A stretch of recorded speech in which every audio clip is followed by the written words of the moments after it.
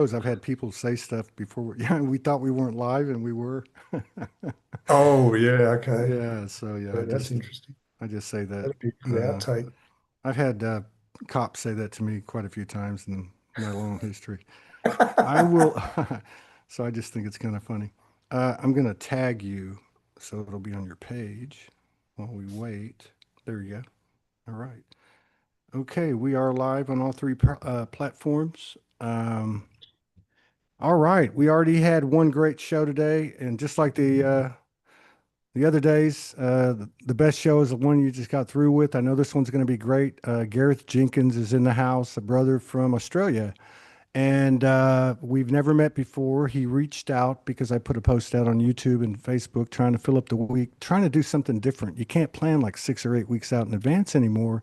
And I thought, oh, okay, let's try this. And so I was really excited because I got three people from YouTube and a couple more for next week. And so, Gareth, we've never met. And just in the short couple of minutes we spent with each other, I told him I went to Facebook and found him, and so I could get a picture for the promo. And I saw that he was a musician. So he's played the bass since he was 18. He quit playing and picked it up about a year ago.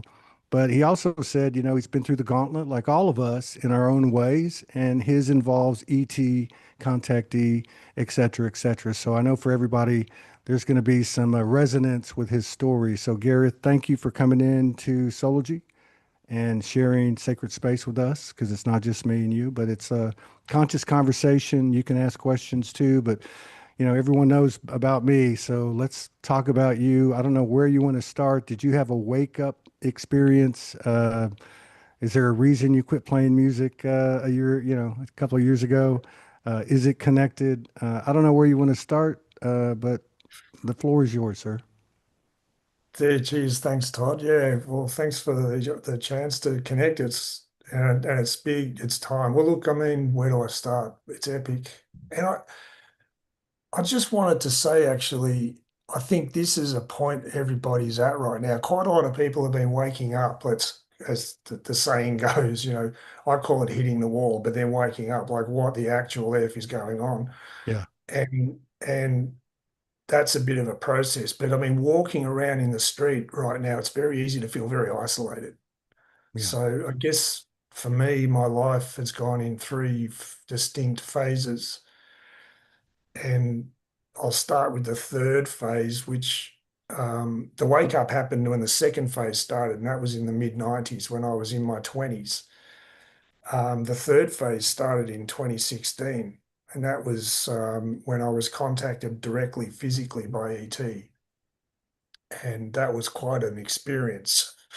And the first I just want to interject one thing I left out in our 2 minute conversation. You said, because I told you this above telepathy seems to be expanding because I'm having experiences. And about 45 minutes ago, as I was walking through this little Mexican town, I got your energy. I thought, oh my God, this is going to be a great show. And then you mentioned that the ETs were kind of, once we made the set, we scheduled this, that they were coming in strong too. So I just didn't want to forget that. Keep going, bro. all over it, yeah. And this has been my experience throughout my life. I call it following the golden thread. They just Dude, I've been have you watched the last few shows that I've done? I've been using that term over and over for about 4 or 5 weeks. That's what I was told. It's the golden thread that through all of our experiences, there is a golden thread. And that is, ah, you know what I mean? Like that was there before the overlay of the distortion, was put upon us, so to speak. So, wow. absolutely. Well, Thank you. cool. Well, Thank there you you for go. that See, this is what validation. happens. If you make a connection and you find out why later with on everything. Um, well, yeah, the golden thread. That's what happened. I mean, in 2016, um, the way this occurred, I was going through a pretty low point at the time, and I had a young family, and it had been a struggle since about 2008, the financial crash, and in Australia that hit us really hard. But we managed to hold it together, and it was important to my partner and I that we take our kids through their particularly their early childhood, let them unfold as intact as possible. The best format we found for education was Steiner. Not that we're into any formula. It was just really where's an education system that can hold them enough so they unfold and they don't get taught arithmetic at three, disrupting their own cognitive development so that once they're at a certain age, they can, it's like there's an intactness, and creative thinking was a big part of that. Linear, left brain, non-linear, right brain, they both got to be held equal measure. So, but doing that meant private school. And we were very, very financially tight. So it was intense. But that was the most important thing to me. So, but the Well, impact of I think there's a reason that Steiner's schools are all over the world. Yeah, and I mean, where he was coming from in its purest form, obviously things get distorted by other people coming in and putting their own sort of filter on everything. And, we can tend to throw the baby out with the bathwater when we see what happens with that. But when you get back to its purest intention, then, it wasn't perfect, but it had that premise that kids don't need to be interfered with, they just need to be held properly and taught things at the right age. But like I said, it cost money and we were broke and it was hard to hold. So personally, the impact on me really hit about 2016. But I started to feel, well, firstly, a telepathic message came through randomly. I was on my way to work, I think. And just like your voice or my voice, you're hearing my voice, but straight into my mind, a voice said, stop eating wheat. And I didn't know, but it turned out I'm allergic. I was becoming gluten intolerant. And that was one of the reasons I was feeling so heavy. But by taking that away, it was, that really woke me up like, wow, okay, something's going on. Then I started Yeah, to feel, you think you get like a galactic or angelic message, and it's going to be some kind of like Buddhistic thing, and it's yeah, yeah, the stop eating secret to wheat, life. but it's Sometimes it's just powerful. practical. Yeah. Yeah. But it showed me, oh, okay, we're getting to it. Because as I said, the previous two phases were, and I'll get into them, but I was already primed for what this would be about. I was just so heavily in 3D just trying to survive that I kind of lost my drive for everything. But anyway, that happened. And then I started to feel like, that feeling you get when someone's standing behind you. It's like something in your back, like this zzz feeling. Well, I had that feeling as if someone was standing behind me. It was two people, and to the point where I would turn around, like, is there someone there? And there was no one there. And this had happened to me before in the beginning of the second phase that I'll come to. But this time it was two people, and everywhere I went, like if I was driving in the car, that was for all the world like two people were sitting in the back seat. And it lasted maybe probably 8 weeks, something like that, 2 months. And then one Saturday morning, I was sitting in the lounge room like very early. I was an early riser, and then my family were still asleep, thank God. And I think that's why it was timed at this point, 6:30 a.m. And I'm like this, with a coffee, just trying to like come to. And I felt this presence behind me, these two people staring me, just flare right up like, "Woof." And then poof, two Arcturians stepped in front of me, like for all the world, like standing in the room about 7 feet high, really elegant, beautifully elegant, still love radiating off them. Blue skin, really elegantly dressed too, like, um, and speaking to me. And behind them, they were maybe about 3 feet in front of me, physically in the room too. This isn't just, I mean, they were standing in the room. If my wife had got up and walked in the room, she would have seen them too. And then about probably 3 feet behind me, they had an Aboriginal elder, and he was staring. He was right opposite me, staring straight at me, like intense. It was like he was an elder person, but he was the entire Aboriginal culture all in one person. It was full on. And I was told stuff in the second phase about that. And anyway, they started to speak to me, and they said, we've been with you your entire life. And the whole stuff had happened when I was a child in the first phase. We were guiding you through that. It wouldn't have served you for us to show you. One of the experiences I used to have, which I'll describe soon, they had said we were bringing you up onto a ship. And but again, it wouldn't have served me to remember any of this when I was a kid. I just needed to go through the process and have the golden thread experiences of what led to those experiences without actually being too overblown. So they showed me a picture of what was happening on the ship. They were putting a visor on my head, around my eyes, and it was some kind of subliminal visual thing. They said that was to counter the mind control within education, to keep you balanced as you move through childhood. And So, in other words, in the second phase, when this was happening, you weren't retaining the memories, and it was, it was some premeditated because you wouldn't have been able to. You didn't need that information at the time. It would have been too much. It would have been too much. And knowing I was, being on a ship, like seeing it all and having ETs in front of me, it would have just, I needed to go through the life that I was living with these kind of seeds of, um, there's a whole other dimension to reality. I needed to have the both there, but not too much of the other dimension of reality. I needed to be Mm, grounded in just being a kid in the world life. And mm, it wouldn't have served my life purpose if they had have just shown up and said, "Hey, how you doing? I'm 7 years old and there's two ETs in front of me." However, they said we've been with you your whole life. Um, and there was an experience I had when I was 18 months old where I was poisoned, and I remember the night like it was yesterday. It was my first memory. They explained that I was taken to hospital. My mum found me on the floor of the bedroom. This is in the UK where I was born, and I was having a full-blown seizure. Now, I remember standing up, waking up in the cot, holding the cot. I knew I was wearing a one piece. I was fully conscious like an adult. I knew the names of everything in the room. And I was looking at a lemonade bottle that I thought I was hot. And I thought the lemonade, I knew it was a lemonade bottle. I knew that it didn't have lemonade in it, but I thought it was clear liquid. Is that water? Now, how does an 18-month-old know all this? I knew it was on a shelf above a radiator. There was a door next to it. I could see the room like it was, I was in it. And that was my first memory all through my childhood.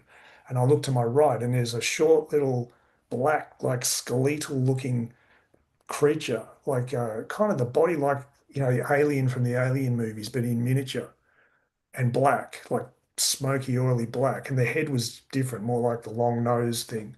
And it was just kind of laughing, but like a whisper, crazy.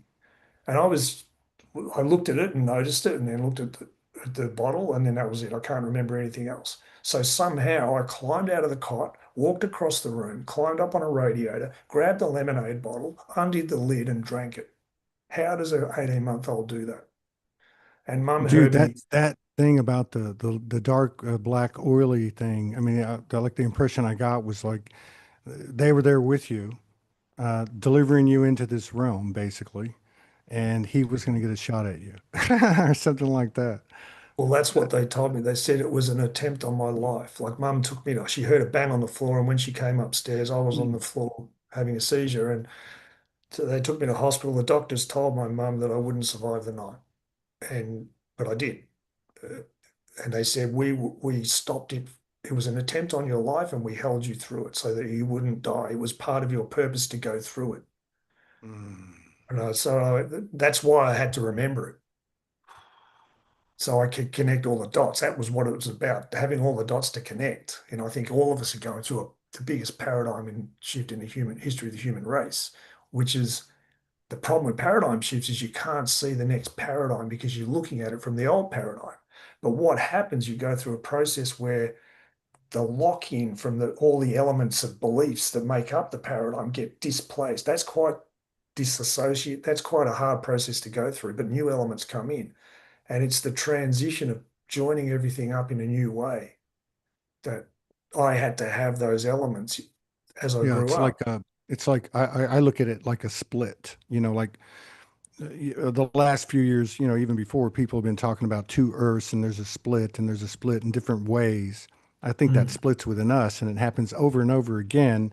And so, like you said, is all those beliefs, both sides, right? I mean, that those people that are right and the people that are wrong, all go away, and in the middle, Yeah, something new comes in. I wanted to ask you exactly. something. I want you to keep going, but I'm just curious because I don't want to forget this experience with the two Arcturians Yeah, and the Aboriginal elder that contained the essence of all that culture. Aboriginal, right? Um, I immediately saw like a triad, almost Mm. like and I'm not saying it's the easiest way I can do it, but like almost like mother, father, child.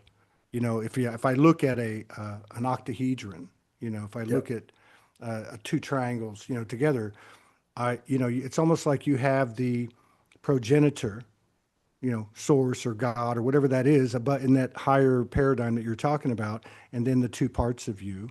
and then the child, and so Yes. that for you is also that which you create in an expanded manner with the space in between that's happened. So my question was there any, like the Arcturians, did you feel like two different parts, like two, were they distinctly different, or were they carrying the exact same energy? And did you have anything what was the biggest thing that came out of that particular experience? Yeah, they felt the same. Like, um, I wouldn't say they were. I mean, they were separate individuals, but with the same energy, if Yeah, I could call it that. yeah. It wasn't like hugely divergent like you get with the human race. Right, right, right. But I mean, they've been speaking to me ever since in a way more powerful way. But they Mm, said they described, like I said, that that was an attempt on my life, that they'd held me through it. Um, and there was some other, like quite a few experiences I had like that. They explained that the reason I had these experiences as a child was because I have a psychic gift called clear sight, which is really just about being connected to the fifth dimension. That I had to be born in a particular genetic line because I needed to be born with an indelible soul purpose. What that meant was that I couldn't be fully disconnected from the fifth dimension. And that was very important because um, that's what this sort of paradigm that we've been forced into is all about, disconnecting us from our heart connection to the planet. You know, the only two things on the planet that have the same core atomic resonant frequency are the planet and the human body. And they told me that it's universal to all self-aware life throughout the universe. The body physicality of the body of the self-aware being and the planet they're from are always identical. And the process they call the inversion of reality by those of the interference they call the group behind it was about getting us through free will to sever our heart connection to the planet.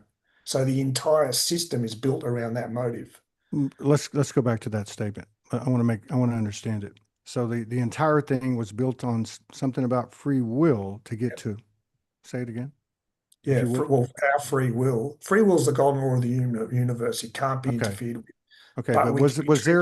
was I hearing you right? Was there a relate in this particular series of incarnation on the earth? Was there, did I hear you right?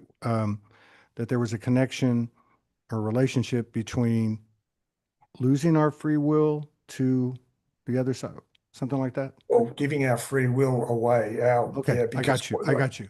Yeah. yeah. Yes. So, Thank but you. to Thank you. sever our heart connection, we choose to sever our heart connection to the planet.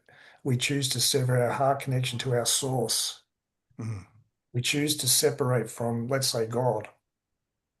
And we have to choose that because, why is all this happening? Like, what are they trying to achieve? Who are they? Mm, And this is the elephant in the room for a lot of people. Is there a they and what are they trying to achieve? Yes, there's a they. And what are they trying to achieve? If you know the motive, the whole thing starts to click into place. mm, And that's the whole life I've been brought through in three phases, like understanding what's going on and why, and putting it all together at the right time. That's what the Arcturians said. They called what's playing out now, they called it the great coming together and the great falling apart. mm, They said that this paradigm shift will be experienced. This is the split earth thing, that this paradigm shift will be experienced in two ways, but it's the same thing for everyone. The entire human race is transitioning back to our original state of fifth dimensional, not 3D, but 5D. So the So, three so, physical so dimensions. from the direction of the human condition, it's almost like it's going to go like this. You might experience it this way or that way, but it's going to Yeah. come right.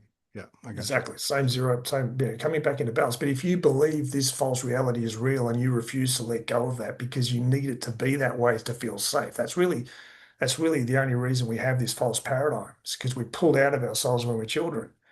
Self-doubt, fear of the unknown. And then we built this whole false reality around managing that feeling and managing how other people respond to us, controlling everything. And of course, that means we give out the whole copper top battery thing in the Matrix movies analogy. We give our power to this false paradigm, believing it's real. So for anyone to come back and say, no, it's not real, The agents in the matrix represent conditioning. If you walk into your family at Christmas and spell it all out, boy, you're going to get a reaction. It's because they need to believe it. They need to believe it. There's this small, scared little kid in there that they've been running their whole lives away from, trying to ignore. And you're just you're telling them that, yes, you're moving in the wrong. They know they're going in the wrong direction, Yeah. but they don't want to admit it. And all you're doing is pointing at them and saying, yes, you're going in the wrong direction. They have to reject everything that points to that reality. That's really all it is. But um, getting free of that within ourselves is what a lot of people waking up are. Is if you hit the wall like I did in the mid-90s, I could die right now and I wouldn't care. So many people are like, what the hell is the point? Well, you got nothing to lose.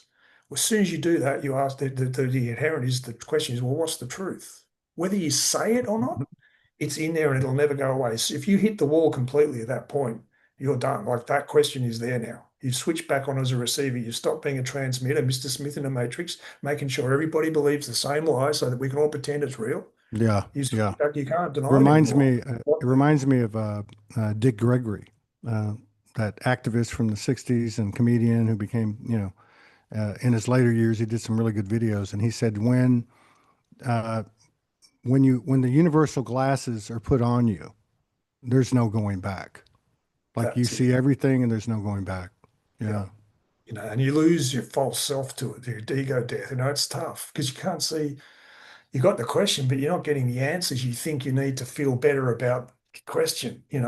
It takes its own time and form and timing. You get stripped of all of the false beliefs that you think are you, and that's a tough thing to go through. The long dark night of the Dude, soul, as they this is like the real thing. Like we were talking about before the show. I mean, this is the real conversations. Like you're not going to find this in a self-help book. You're not going to. It's only in the retelling. And it's even the kind of experiences even now, like this year, is the information is moving in so quickly, and you're Mm. able to actualize it almost instantly. Like when the awareness comes in, you can function with it, and but you can't explain it. Like it's moving so fast. So you almost have to have some retrospect to be able to put it all together, like you said, like with what happened to you when you were 18 months old. That lamppost was put there so you could connect the dots later. Yeah. Yeah. Thank you. That's it. Yeah, I had this sort of reference point. Like I kept looking at the memory, saying, "Why did I have that memory? There's a reason for it." And then 6 months later, I mean, I'm sort of jumping around with the timeline a bit, so sorry if it gets a bit complex. I'm No, trying to we're keep not in a this. linear environment. This is quantum. Everybody Yeah, understands. that's good to know. Well, I mean, 6 months later, I had another clear sight experience. When I have them, I couldn't control them. They would just happen, and I would be straight into like a whole other mode. And this happened when I was two. So 6 months after that accident, Mum had taken me to a friend of hers house. This is while we're still in the UK. We left the UK when I was 4 and came to Australia. So I was still in the UK, and I came into 5D as I was walking across this lounge room diagonally towards French windows. And it was a beautiful sunny day. The windows were open. So I was standing and I was humming a song, just, the way kids hum songs. And my chest was vibrating. I could feel the way you do, and I looked out and I was looking at the sun, the light from the sun, the color of the sky itself, the leaves, the color of the leaves, everything, its form, its color, everything. And I knew that the frequency of the song that I was humming, the core frequency of the hot song, and the core frequency of everything I was looking at were identical.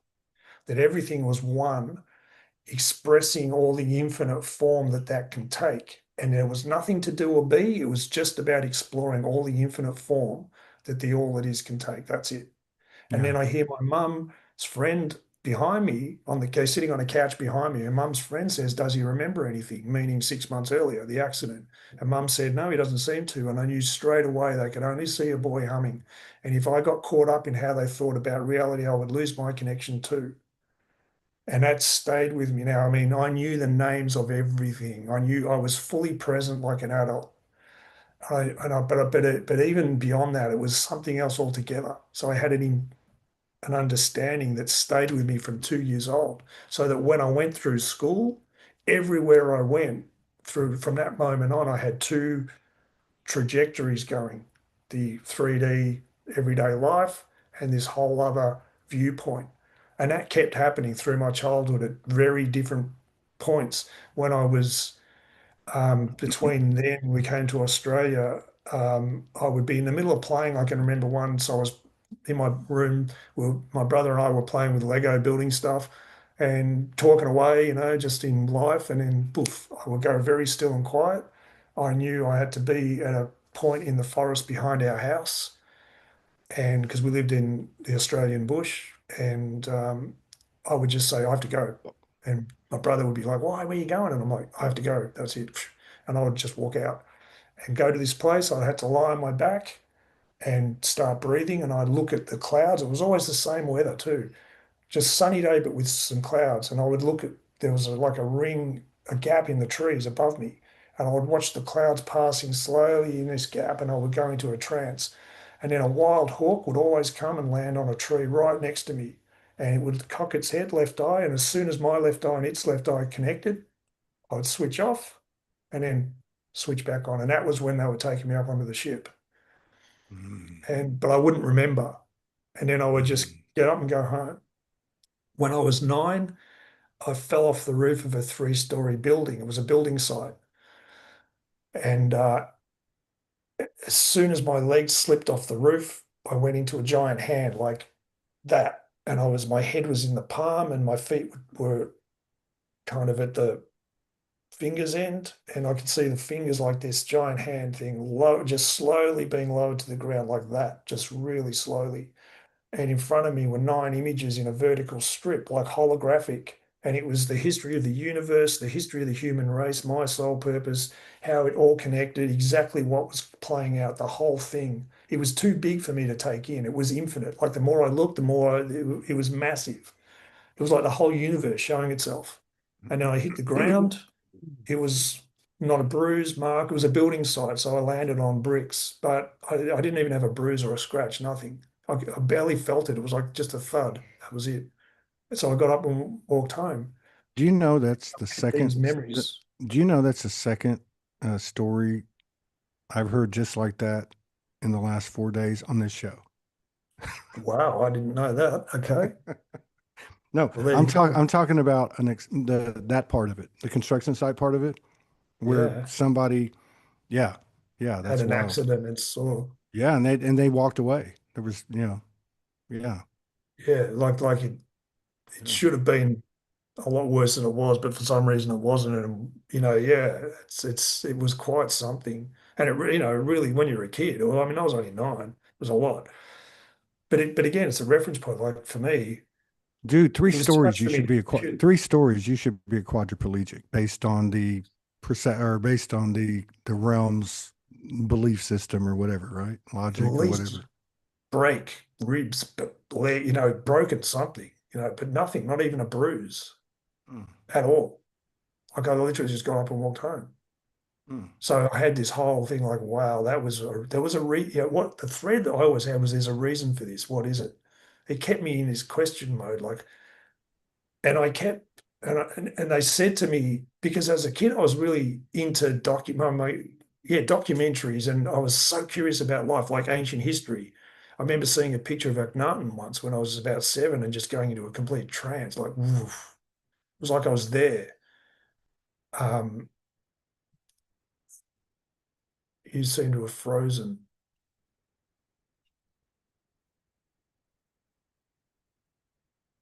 Can you hear me?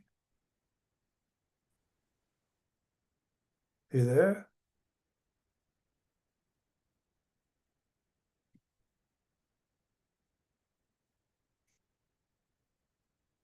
That got you. Can you hear me all right? I'm back. Just keep going. If that happens again, just keep going. Now, my internet just All went right, out, just sorry popped about that. back in. Yeah. No, you're good. You're Okay. good. I'm watching it on the Yeah. other. Yeah. All right. So yeah, so there was a whole lot. The result of being on the ship, I think, as a kid, that's what the Arcturians were explaining to me when they appeared in 2016. They said that And a lot of people reported seeing triple numbers around that at time, 2016, around the world, like 555, 444 particularly. And that's what was happening to me just before the Arcturians turned up. And they said that's because we started to move through the fourth dimension.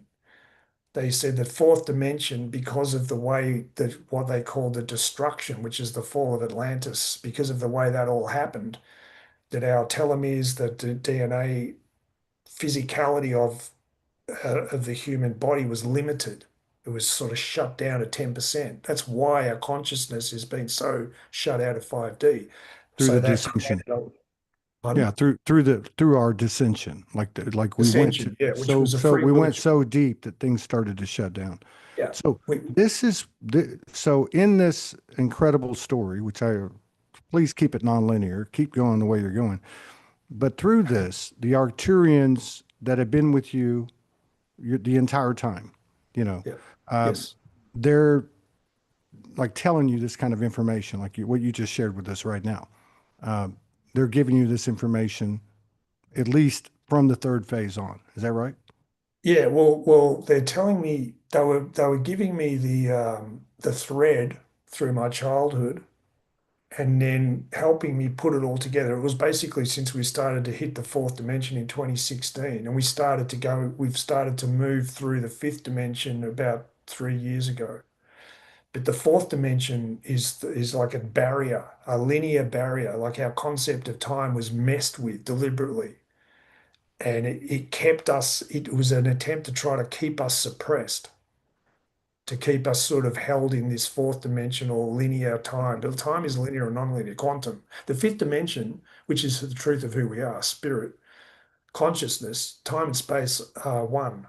So they're like Mm. quantum space time. There's no Mm. linear space time. You can put 2 points in the universe together. That's how quantum drives operate on ships, starships. That's why they can go from one galaxy to another. Because instead of going from this point to that point, they just bring that point to this point. So once those points are together, then you put those points back where they were. Now you're across the other side of the galaxy, you're across into another galaxy. And that's because space-time is non-linear. Like that frequency, everything is one and it appears as separate form. So, like people talk about and experience out of body, even near death, even, but even like in meditation, dimensional traveling, astral traveling, bilocation. All of that And the way telepathy. we've kind of described it has been we're going there, but we're actually pulling it to us. And, what you're saying is, I think, important because that's a inverse perception. You know what I mean? Exactly. Like in other words, like God's out there and all that's out there, and we've kind of come to this point. We talk about embodying, and we realize we're comprised of all of this. But when Yeah, it comes to this time space part of it, we can call in whatever we want to call in because we're yes, connected to all of that, which seems to be, for me, it's resonant based on the trajectory that we're having, especially this year and even this summer, in that it's not just about the awareness, but it's now becoming about what we can do with it, right? exactly. Yeah. The exponential growth curve we've hit is massive because of the hundredth monkey effect and the way Mm, free will operates. mm, And this planet is unique. There's no other planet like Earth in the universe, and there's no other race like humanity in the universe because of the biodiversity. And that's where the second phase comes in. What happened for me in the second phase? So the Arcturians in this third phase are helping me join the dots. What happened in the second phase? I was a professional musician. I was in my mid 20s. I started playing when I was 18, and on a tour, my first tour actually up to Sydney, um, I got glandular fever, and that I was never the same after that. Like I got better, but I was never the same. But because I was a pro muso, my lifestyle, I actually got chronic fatigue. And I didn't realize I had chronic fatigue. I could probably tolerate it for longer than if I was in an office job, just because of the life I was able to live. I didn't have to get up at 8 in the morning, but I couldn't. It would take me 4 hours from first waking up to being able to get out of bed, and in the end, I couldn't function. So my whole life fell apart, and I had no bands left. I had no girlfriend. I had no friends. No one really, I couldn't connect with anyone. And I woke up this was in about 90, then in 93, as I was physically sitting up in bed, saying out loud, if this is all there is to life, I could die right now and I wouldn't care. And I snapped fully awake on that last word and whack. The next thing was how much I meant it. It was like every cell in my body was speaking that. I had nowhere left at all in me. And then I had this like cascade memories of all of these clear sight experiences that I had had as a kid. And I knew I could ask for help. And I was instinctively against religion, always have been, but extremely spiritual because of these 5D experiences. But I knew the formula, you can't put it into a formula. And if you try to do that, it's like when I was a kid with this frequency when I was 2, and my mum and her friend only seeing a boy humming. That's what formulas do to spirituality. It puts it in your head. If you go too far that way, you lose the reason for it. And it's the inspiration for being spiritual that's important. And I knew that religion was a very double-edged sword. You had to be very careful with it. How you thought about God versus the truth. What's the truth of everything? But I knew I could ask for help. So I actually physically got out of bed, knelt on the floor, and said, I don't know who you are or where you are or what you are, but I know that you are. Please help. And I was numb, but I knew I'd been heard. And I just instinctively knew that the only way forward, because I had a problem, I couldn't keep going. What the hell? I didn't know. I had no idea what the problem was. What the hell did I know about a solution? What was the point of even trying to pretend I had any idea what to do next? So I thought, I'm just going to let go of control. So I would literally the next day, I got up out of bed, I walked out the front door to the street, shut my eyes, and I asked, left or right, show me an L, show me an R. I didn't question it. If I saw an L, I would go left. If I saw an R, I'd go right. And I lived that way for the next 4 years. And doing that way, I walked into the city and I would stop when I kind of got the feeling I need to recalibrate. Where am I going? Shut my eyes. And I ended up at the bottom of this is in the middle of Melbourne where I live in the city, at the bottom of a set of stairs. And it was a bookshop which I'd heard of, but I'd never really been in. So I walked up the stairs and walked in the door, and there was a guy reading a book at the other end of the room at a counter, the guy, the serving, the person who was the attendant there. And there were bookshelves in rows. And as soon as I got to the door, he looked up and we looked straight at each other. It was like, woof, like this. And I shook my head and just went, wow, what was that? And then I start Kind of browsing like them. right now. Yeah, yeah. Well, this is the reality for everyone at the moment. And but yeah, he walks up to me a couple of minutes later holding a book, and he said, his eyes are like that. He goes, "You need to read this book." And I said, "Okay, well, Was that's it was obviously it one." was it his book? No, he was just reading it. It was a Oh, he book was that reading it. What come was the out book? of. What book was it? The book was called The Only Planet of Choice. Highly, if you read one Holy, book for the even rest the of your life, title sounds make like sure it's holy that. shit. Yeah. Yeah. The only If you don't planet like of reading, choice. The Only Planet of Choice. And it's a channeled book, but very, very unusual. I've never come across a book like it before or since. It was channeled by a deep trance medium called Phyllis Schlemmer from 1951 to 1993. So it had Wow. come out, it had been published, I think, a couple of months before I got to the bookshop.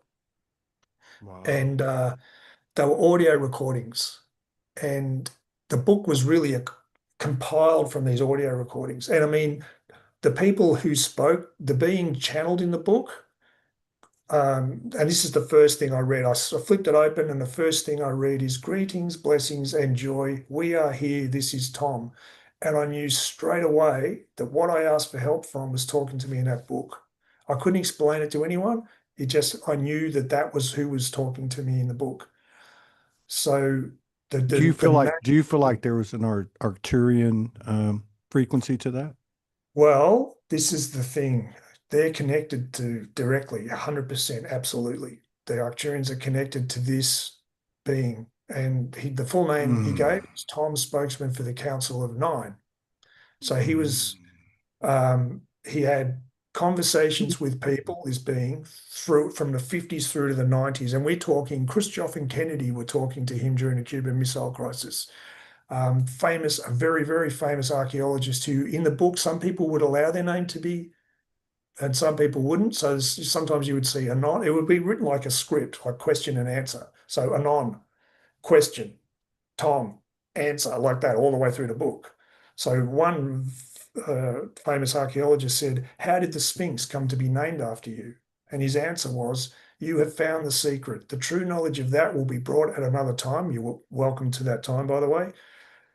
I am Hamakos. I am Tahuti or Teote, which is Peru. I am the morning, the evening, and the mid-noon. And that whole thing is coming out very soon, by the way. So this book had a massive impact on me, and I couldn't put it down, but I couldn't take it all in either.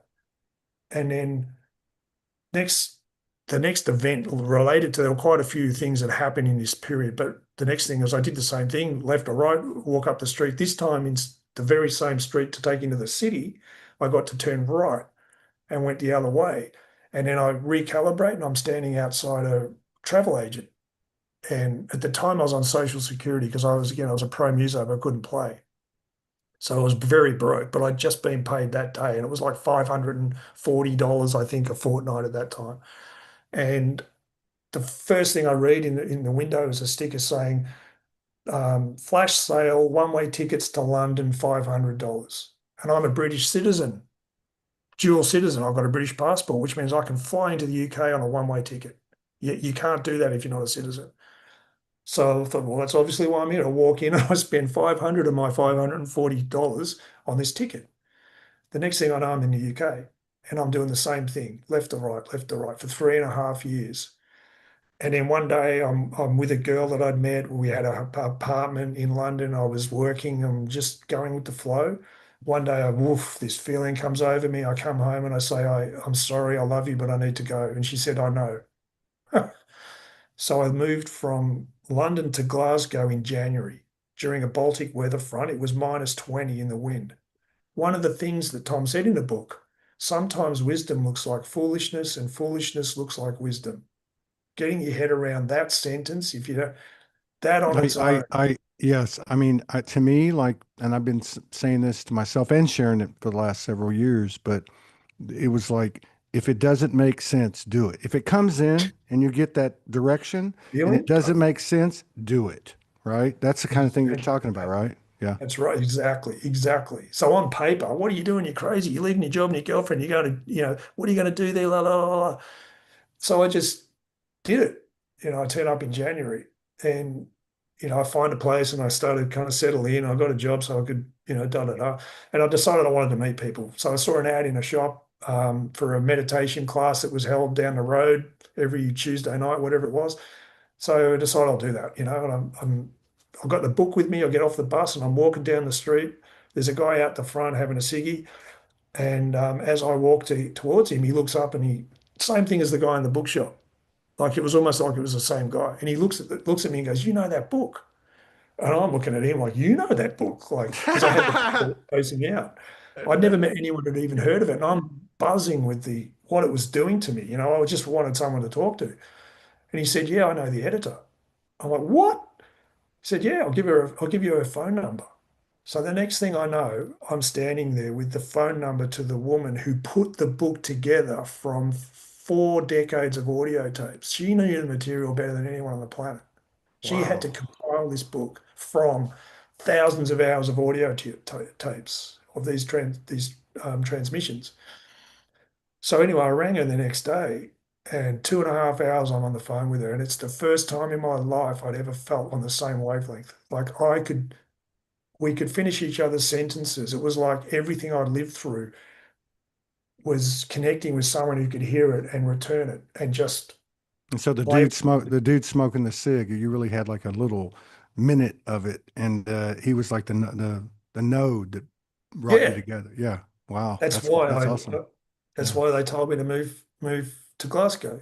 But the other thing is, the more you do act on this stuff, the better your capacity to feel it and sense it and act on it. It's Yeah. like your heart and your head get put back in the right order just Yeah. by acting on the fact that you got this feeling and you're going to act on it. And I You love what go you through said the about process. the window incident, as a metaphor. because I, over the years, like we all go through it. Like these, it's not just like one wake up. You just have another one, and there's another one, and another one. And I would, and I would do the same thing you did, and I would tell people things that were happening, or I would post them or whatever, because I was very public. And I guess people would understand it. And then somebody would call me or message me and say, "Oh my God, I get it. I got it now. I got it." And they would, it would hit them, and I'd tell them, "Get over the wow, accept it, and keep moving forward." Which is really what you're saying. That the Yeah, more it happens, the easier it becomes to accept it and allow it and continue forward, no matter how crazy it seems by the distorted world's judgment. Right? exactly. Exactly. Because that wisdom from the distorted world is actually foolishness.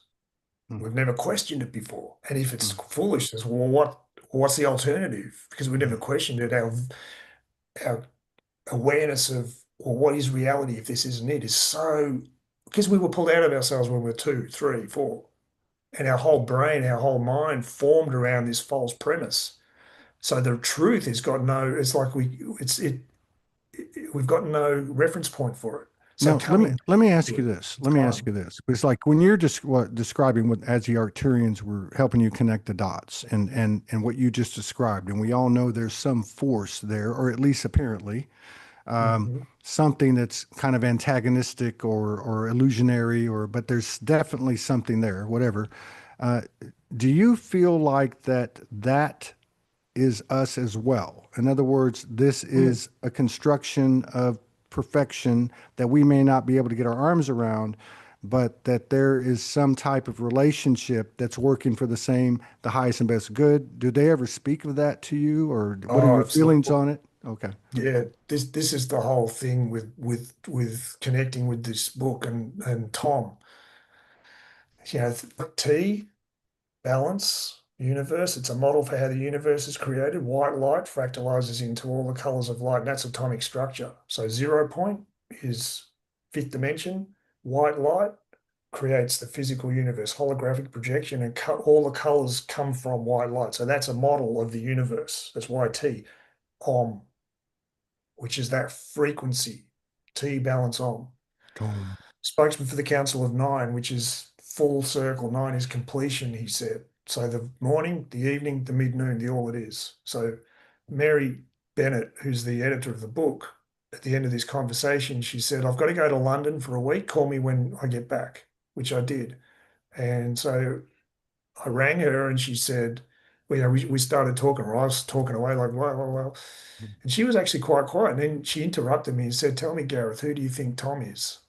And I went through all the ways you could say God without saying God because of the trigger that is. What a, like I said, religion. Well, what? Okay, there's bathwater. Is there baby there? And what word do you use? I mean, and I felt this anger, just like, poof, I'm not going to play their game. No, I'm not doing that. I know what I mean. So I said, well, God, who else can he be? And she said, I can tell you, most people don't know that. We need to meet. How soon can you get here? The next day, I was on a train down there to south of England. And through those connections, the group they call the Mm. Nine Group, who were both, this group formed around um, the transmissions called that they call it the Nine Group. It's just a whole group of people who were like a thread of people who stayed with it, and then all these guests will come in around it. So they basically ran the organizational side of making all of this happen. They would fly to America and Europe and Britain and all over the world and have these conversations with a lot of people. Well, they formed this core group. So through her connections with them, I ended up in a room. There were three of us in the room. Next thing I know, I'm talking to Tom directly. Like, poof, I didn't even know it was going to happen. And Now, believe me, was everybody privy to this, or was this third eye? they knew I was coming. No, I I meant didn't know that. when Tom came in and you're talking to Tom, Yeah. were they aware of it as well? Yeah, absolutely. Yeah. Okay. There were three of us who we'd all lived through the same process I'd gone through. There were three other people. Mm. There were four of us in total. They'd all got there before me. So they knew what was going on. I didn't have a clue. I was picked up from the station by a girl and she was driving the car. She was really quiet and I'm like excited, like, wow, yeah, great to meet you. And she's looking at me. She kept looking at me like this, sideways like that. Now I know why, but at the time I clocked it, but I was like, I don't know, she's not used to being around Australians. I don't know. And I was taken to a house. She knew me as Gareth, so they all Mary really only knew me as Gareth. No one knew my name really, just Gareth. And then, so he came through, and the first thing was this, like, I know now is light language. It was like a song. It was Was it phenomenal. was it coming through you or somebody else in the room? It was a deep trance medium initially, but it was multidimensional. Deep trance mediums, the witch burning process was about removing a lineage, particularly women who could be, they were very clear. You had to have a very specific life path so that Oracle, like you could be Oracle. fully removed from the Yeah, body, so yeah. that it's not channeling. It's That a it's true not. oracle, like an oracle. Yeah, you can't. The soul is actually held outside the physical, what Tom called the light space vehicle. So the all that is can speak through that vehicle Yeah. and then And put back in. So and you're so not. and so this story is amazing. I love this. I love my job. But like when that question came up, who is Tom? And then the answer came and everything. To me, that's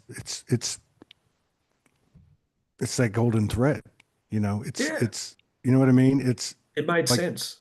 yeah, it's the of numerous infinite names or methods Yeah. or methods of communication and connection. Like, but please continue. Thank you. Yeah, yeah. Well, the whole thing was, I mean, now I know looking back that that 3.5 year process of moving through the UK was, I went through a whole series of key choice points. And if I had have gone right instead of left, I wouldn't have had that conversation. So I had to go through a process of being primed and it was like a rite of passage, you could say. So I had to be in a particular point in my own personal process to be able to receive that next step. And because free will is critical. I could choose to be anything I wanted to be, but I wanted the truth. But how serious are you? So you get put in situations that trigger patterns that pull you back. But given the opportunity to choose to go with your heart instead. Do you So I feel went through like a whole series do you of feel like choices. that? I'm sorry. Do you feel like that there's I mean, for me, I'll just say it this way, just for me. To me, if you can bring it down to one thing as a functional human in this crazy thing, right? With all this information that comes in, that the right direction is merging my free will with the universal will. Yes. Does that, okay? I just, Yeah, absolutely. I mean, I hate to quote these little, because again, God, religion, it's such a trigger word. There's so much, and that was done deliberately, by the way. By the way, that's why I got angry. No, I'm not playing that game. It's a psyop. The last thing this group that Tom called those of the interference want us to do is connect directly with source. That's the last thing they want. If we do that, it's over, done, finished. So the biggest PSYOP operation of their entire setup has been around God for a very big reason, because there is a truth to that. They've spun a whole lot of crap around it. Um, Basically, the Catholic Church, what came out of the Roman Empire is Caligula with a mask on. That's what mm, they do. They spin everything to look like the change we want to see, but mhm.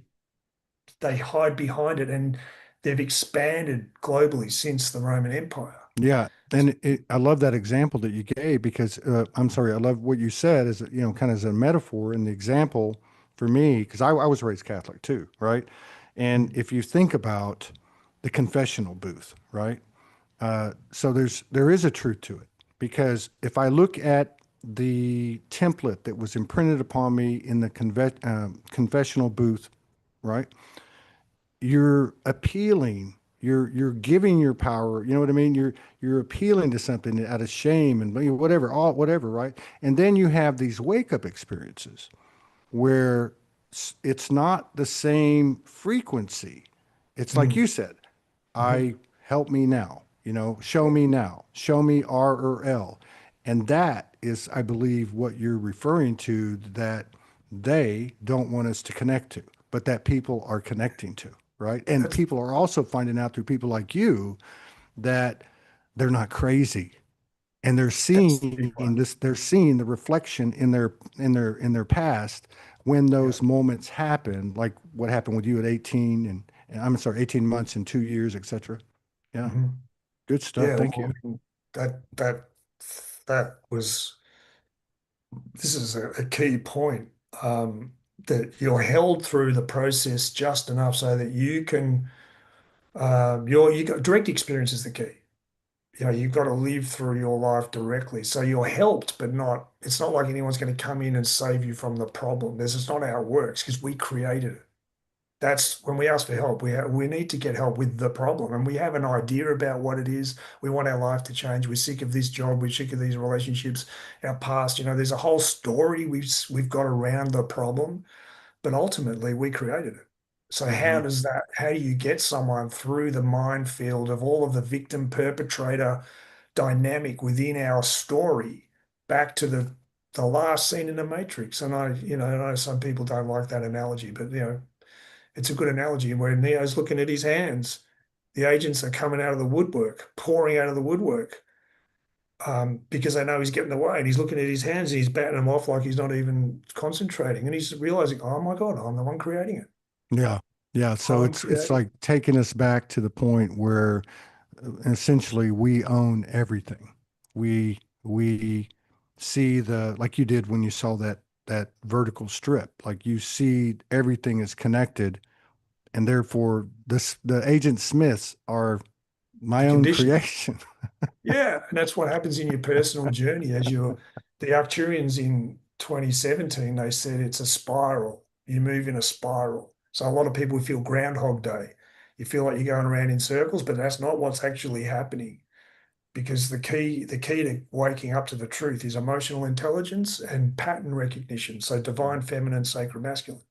To do that, you've got to be objective. You've got to be able to stand above the problem and look at it from above while you're in it, and you've got to be able to emotionally hold the space. What's really going on while you're feeling intense fear, while you're feeling intense everything. Yeah. Still have somewhere where you can not just jump in with an answer just so you don't have to feel the problem anymore. So And it gets you to the truth. the true Groundhog Days, you're making the same choice over and over. That's That's why, that's right. But if you've got that question, even though you're on a spiral, um, you make a different choice, and then things start to change, right? I mean, yeah, well, as soon as you recognize you've got a problem, you don't know what it is, but you can't keep going. Like I said, you switch back on as a receiver. And Tom described the body mind as a receiver. You stop being a transmitter of conditioning, which is kind of the mode we get into, and that conditioning is reflected back to us. As soon as you got the question, as soon as you got that question, it won't go away. Which means when you're in all these same old situations that feel the same, and all of that dynamic is still there, you've still got a part of you that's watching it, going, "Yeah, but there's something else going on. Like, what am I missing?" And that's why you start moving in a spiral. So over time, things start to click in a deeper way. So you go through these experiences where you get lit up, and then you'll drop into an emotional release, which will feel like the problem. But what's actually happening is that old energy is getting released. The old energy of all the parts of you back in time that was stuck in this fear reaction, fight or flight reaction that all the beliefs were centered around, that energy's got to be released. And a new way of seeing things mentally starts to come. And that's a process you can't control. It just happens, but it's a net result of hitting the wall. You face death, like, well, what is life? What is the point? And you switch back on as a receiver, and you're taken through that process. It's a great You give explanation. you I wonder if that's why so many people over the last, I don't know, I'd say a couple of years maybe, but certainly the last few months, uh, are finding themselves in isolation, in big time. solitude. I've known a lot of people that have moved around unexpectedly, or sold their house and got an RV, but there's a lot of people that are carrying that frequency of solitude in the sense of, um, I guess, what you described, because there's this expansion, and then Mm, there is there's a direct feeling that you get, the emotional impact, the ego impact, whatever you want, mental impact, mm. and the body has to kind of get used to the softer side of life again, kind of thing. Well, that's the key with emotional intelligence. The divine feminine in its purest form is soft and open. But if you are afraid of self, or if you have self-doubt or fear of life, which the fear of the unknown comes from self-doubt, which you're taught as a child. Some you go through an experience which makes you doubt yourself. And as soon as that happens, you shut down. And as soon as that happens, your ability to connect to the living moment starts to get limited. And the definition of why you aren't right as you are gets more and more pronounced. You go through experiences. What people don't understand, and what I had to get to understand is my own sense of self-doubt um, meant that I needed to manage how I was in certain situations in order to get a response. Because when you're like me in the room Yeah. when I was two Yeah. years old, I'm in this purity of what is kids. We're all that's the truth of who we are. We just are, and it is. That's it. There's no question about anything beyond that. It's just what is. It's And like the innocence and the childlike wonder as a yeah, natural absolutely. nature. Yeah. That's the loss of innocence is really when you're a kid and you get a response from a parent, teacher, someone around you where you're made to feel bad about how you are in a particular moment. It's the first time that comes, shocks you out of that feeling. Suddenly you doubt, suddenly you got the question like, well, where did that come from? And that in our own direct connection to the truth, to reality is fractured. Yeah. And Then if you think about the frequency of those occurrences, right? As even as a kid, like I had a really bad one, which is kind of funny, but I went to with my mom and I was probably 6, 5, I don't know, to buy some blue jeans. And so I went into the dressing room and I didn't have any underwear on, right? And as a kid would, I you never just liked don't think underwear that. anyway. And so you know how it is with mothers, they want to see how it looks. And I'm, you know, taking my Halfway. pants off or putting the other ones on, and she opens the door and she sees I don't have any underwear, and God bless her, and she just reacted like, "Oh my God, you don't have any underwear." And so for my whole life. Like if I would go with my wife, or somebody else or whatever, typically a female, and to try something on, and they'd be like, "You got to come out and show me," and I'm like, "I can't." It would like send me into PTSD. But Totally. these are the things, as simple as that is. These are the things, and to think about the level of our transformation that we're just coming into full consciousness of, if we can even say that. I think we're probably just like dipping our big toe in the pool now because it's such an immense thing. The stuff that Oh, we've overcome, the stuff that we've done, I really feel like that part of the awareness that's coming into us now is the appreciation of the journey, our own personal journey, the things that we've done, both and I guess it would be in honoring our free will, not letting go of that golden thread and unifying it with universal will in this crazy, distorted, heavy physical density that we call 3D. Yeah. Thank you. that's Keep going. that's a big one. Yeah, is we don't realize the work we're doing because we're in it, and it crystallizes later. But just that question, what the hell is going on? It alters your trajectory. Just having that perspective within the way Tom put it, he said, add a fifth element, the fifth dimension, just not knowing, just coming back to being a kid, innocent wonder. Well, the way to do that is to not know. I have a problem. I don't know what it is. As soon as you do that, now when you're in fear and you don't know what the problem is, that triggers it amplifies the fear. So it's a hard place to be, but it does something. It's got because it's these problems because we're so young, and they alter our trajectory through how we grow up because we're so young, we can't process the experiences very well. So they stay in our subconscious. So that's where the work has to be done. So by being in that place of not knowing what the hell's going on, but wanting to know, but then you can't lie about the answer. I mean, you can pretend for a while, oh, great, yeah, I got this. I went to this workshop and I got this now. There's a golden thread part of going to that workshop, and you walk out thinking, great, I've got it now, because you really want to be free of this feeling. But, it goes because it wasn't really about. getting rid of the feeling, but bringing Yeah. you to the point where you realize you're the one creating the feeling and it was Yeah. never true in the Yeah. first place. Yeah. Because we're left with the experiences when we're kids that we go through, we're left with the feeling that I am not right as I am. Now, who are we? Love, which means Yeah. I'm not worthy of love as I am. I need to be something else. Yeah. And so we Overgiving. create this Yeah. false That persona, overgiving and false personas and mask, and it becomes a I mean, to me, we talk so much complex. about the multidimensionality that's embodying us or that we're connected to or all that. But so much of it is this multifaceted personality, multi-mask that we've picked up, which Mhm. actually have the gold of the experience once we remove them and Yeah. bring them. It's again, I see that same thing. It's like, we came in and they say, a child is closest to God. That's why they can see spirits and this and that. And then we split, Hmm. we buy into it. And then we come back to, uh, like you said, the childlike wonder and innocence. It's almost like the most minute thing, the most human thing, the most mundane thing, in contrast to our multidimensionality's bells and whistles, that the human is on point, right? That's the thing. I mean, the thing is that that false persona that we've Mm. built up to manage this new scenario of having to be someone, we're not given an instruction manual. We're just made to feel like we aren't that yet. And then this world around us that we've got to match somehow. We don't know what it is. So we build this whole story based on the assumption that we aren't that already. Mm. But it is an assumption.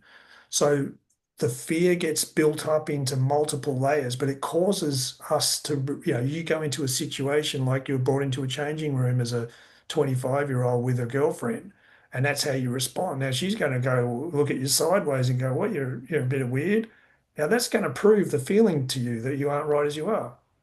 Mm. What we don't realize is it's the pressure we put ourselves under to be something we're not that makes us come across that way. We're the Yeah. ones creating it. So the Yeah. response we're getting from other people is coming from the distortion we're putting ourselves under pressure. So that Well, energy comes in like you said, sideways. you're transmitting distortion, right? And you're So receiving it's coming back distortion, at you. but to get back to where you're receiving, and it's an irrational realm.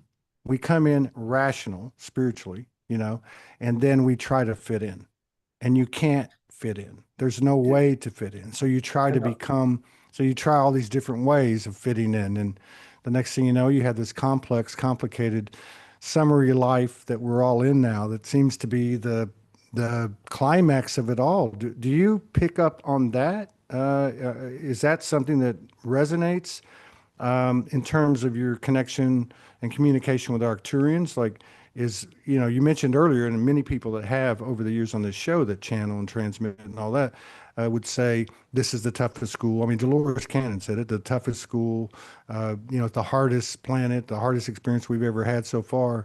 But do you feel like, from what you've gained from the Arcturians, that this is the big kahuna? Like, this is like the last oh, hurrah?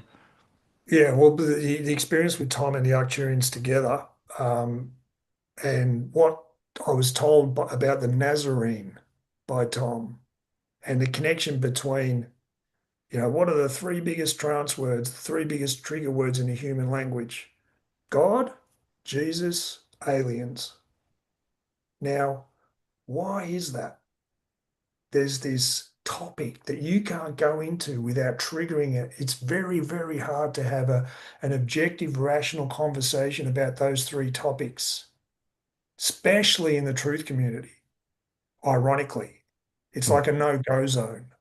mm, Because mm. what the Arcturians described to me is this effect of being pulled out of yourself when you're a child. You need to be someone, which means they broke it into three phases, this waking up phase of this process. They called the first phase being, doing, that it's all about what you do, that you'll get the love. Oh, yes, great, I'm on track by doing. It's what you do that people will respond to. And you become this, you get pulled out of yourself, so far out of yourself. And when you get to the end of the being doing stage, that shows up as what I had when I woke up saying I could die right now, I wouldn't care. And a lot of us on this call have had the same experience in different ways where you run out of rows. Like, I can't keep doing this because the illusion that, oh, I've just this one more thing and then I'll be there, I'll be there, I'll be there, I'll have done it. And you get to a point where you realize nothing's working anymore. You can't feel anything anymore. You come so far away from yourself that you can't feel anything anymore. And you stop dead. Then they said the next phase is doing being. We try to come back to ourselves by Yeah. doing. So we go through this spiritual phase where it's really two sides of the same coin, where it's about doing. We've got to do being ourselves now. I'm being ourselves. I'm doing what resonates with me. Now, you've got to be careful with that because which self is it resonating with or not resonating with? The true self or the false self? Because reverse engineering the impact of being pulled out of yourself means you're going to get put into situations that trigger you so that you remove your attention from the false self, which means the very solution you're looking for is going to feel like the problem at times. So the doing being phase can often be quite difficult. Yeah. People get really stuck in the I spiritual can trap. I can relate to this. I mean, it's kind of like I feel like this. So what'd you say, the being doing, and so First it's like phase. whatever step I take, whatever word I speak, it's like we're becoming more present, and you don't look back. The only like what you were talking about earlier, like that split, like some people experience it this way and some people experience it that way. But if we can as we enter that space, there's Mhm. no self-judgment or less self-judgment, and it Exactly. becomes a clean thing in terms of Very like there's nothing attached to it anymore. Because like you said, it's becoming both are the true self, I guess you would say. much. There's always, to Two, get there, right? exactly. The shadow self and the true self, and it's coming to terms with that. I mean, in physics, darkness is defined as an absence of light. Mm, This whole illusion of duality is expressed that way. There's light, awareness, and there's that which you're not aware of yet. So, but fear makes darkness into a thing, and that's the whole problem. We mhm. create this whole reality, this matrix that we call this false reality is based on the false assumption that life is something to be afraid of, and our own ability to meet it, that we have doubt. And we Yeah. create this whole mental construct that justifies that. And then we treat each other as if they're the cause. It's very hard to take responsibility for your role in creating your own life. And that's the spiritual trap. That's the Yeah. doing being part. Yeah. And it's a tough one to go through. But that's what a lot of us are hitting the wall a second time with. Because remember, you're born whole. Love is all you are. That one frequency. I am love. It is love. That's it. All the infinite form love can take. Let's explore it. It's the joy of life. Then we've pulled out of ourselves. Then we go through the trying to do something to get love back. Hmm. Hit the wall, realize we've lost ourselves, and then it's almost like, well, screw you, everybody. I'm doing my thing now. There's a truth to it. You've got to separate to self-review. So you go through the doing being phase. And this is where a lot of people you might have felt this shift in the background energy going on. Well, that's because we're reaching a point in the fifth dimension now. The Arcturians described this to me, where we're coming back to the truth. So a lot of people who've been on this wake up journey are starting to hit the wall again. That's because you're coming to the end of doing being. Well, Yeah. what happens next? You just are. You Yeah. stop So, doing anything. yeah. It feels to me like a step, Come back to yourself. like I love the way it's broken up into three because I think there's some validity to that. I really do. Um, but to me, it's like, okay, because I kind of saw it as two steps, but now talking to you, I realize and reflecting back on my own life, I'm going, oh my God, no, this is three steps. So I used to look at it like, okay, we come into awareness, we wake up basically. And Mhm. and then I got, several years ago, I was like, okay, well, it can't just be to wake up to what we are. It's like, okay, the next phase is, and it sounds like the third phase is what do you want to do with it while you're in this form? What code do you want to create as a conscious human? Okay, as this unique human that's a universally seated physical entity connected to, it's so that's what the third phase feels like to me. Yeah, And I feel like that's starting to happen. big time. It's interesting that we're going into a 9 month, and you mentioned completion earlier with the number nine. Yes. This will be a 999 day It's the on the ninth year since September the ninth 2016. year. Yeah. So, I mean, yeah, there you go. So, I mean, you just can't make this shift up. I mean, it's like, do, do they speak, do they speak of synchronicities? I know you mentioned numbers about the 444s and the 555s and Mhm. what that designated, but is the frequency of synchronicity speeding up, Big or time. is it just that we're seeing them more now, or that we're able to see them more now? Well, both, Mm, both. But the reason it's speeding up is because our conscious ability to receive reality is increasing, and and full circle. We're coming full circle. So you could see this thing I was describing about you're born whole, you split out of yourself, pulled out of yourself because you've got to try to form an identity that you go through this being doing phase. It's about what you do with your life to get approval. You've got to go and be a doctor or a lawyer or, whatever your version of that is, family pressures to be someone, make something of your life. It's about what you do with yourself, not the self that you're doing from. So you could see that there's four stages really, a full circle. So you start whole, then you move through this doing being phase. Then you move through the being doing, then you move through the doing being, two sides of the same coin. But then you come back to where you started, whole. mm, So it's mm, full circle. Now, what happened during what happened? What was the whole thing about Atlantis? And what happened? And what was that all about? Well, at the time, the human race was put here deliberately. The reason we're unique is because we were created from the DNA structure of thousands of worlds and races for a very specific purpose. Now, Tom told me that that process was overseen by the Nazarene as the hawk, which is why I had that experience with the hawk when I was a kid. He called him the hawk. So this, what he called the seeding of planet Earth, it was overseen by the hawk. So all the races that made up the galaxy were put into one race called humanity for a reason. No, that's why he said no other planet in the universe has the diversity of life of planet Earth. Now, Atlantis was where this all came together, what he called the originals and the pioneers. So the Aboriginal Australians represent the archetype of the original inhabitants of this planet that carry the capacity for self-aware life that emerged from the same frequency. That has to be there when you merge the DNA of a galactic race, I because you've got got to you. put their frequency into the planet. So multiple races were all put into one place, and that was all held by Atlantis. Then they went through a process of, because of free will, the impact that that had made. This is the reason the book was called The Only Planet of Choice. When you do that, it has a profound impact on free will. So instead of the race, in all civilizations have free will, individuals have free will, but the range of individual free will compared to the race's trajectory, choice of trajectory is much more limited. So you can move within a certain dynamic range within the race, but you've got to stay within those parameters. So the direction or trajectory the race makes as a whole is it overrides a lot of the free will of the individual. Whereas on planet Earth, that doesn't happen. You can go in any direction you want, but we still have a critical mass. We still have what's called the 100th monkey effect. We still have a collective consciousness called humanity. So the human race is the entire galaxy in one race and the entire galaxy in one planet.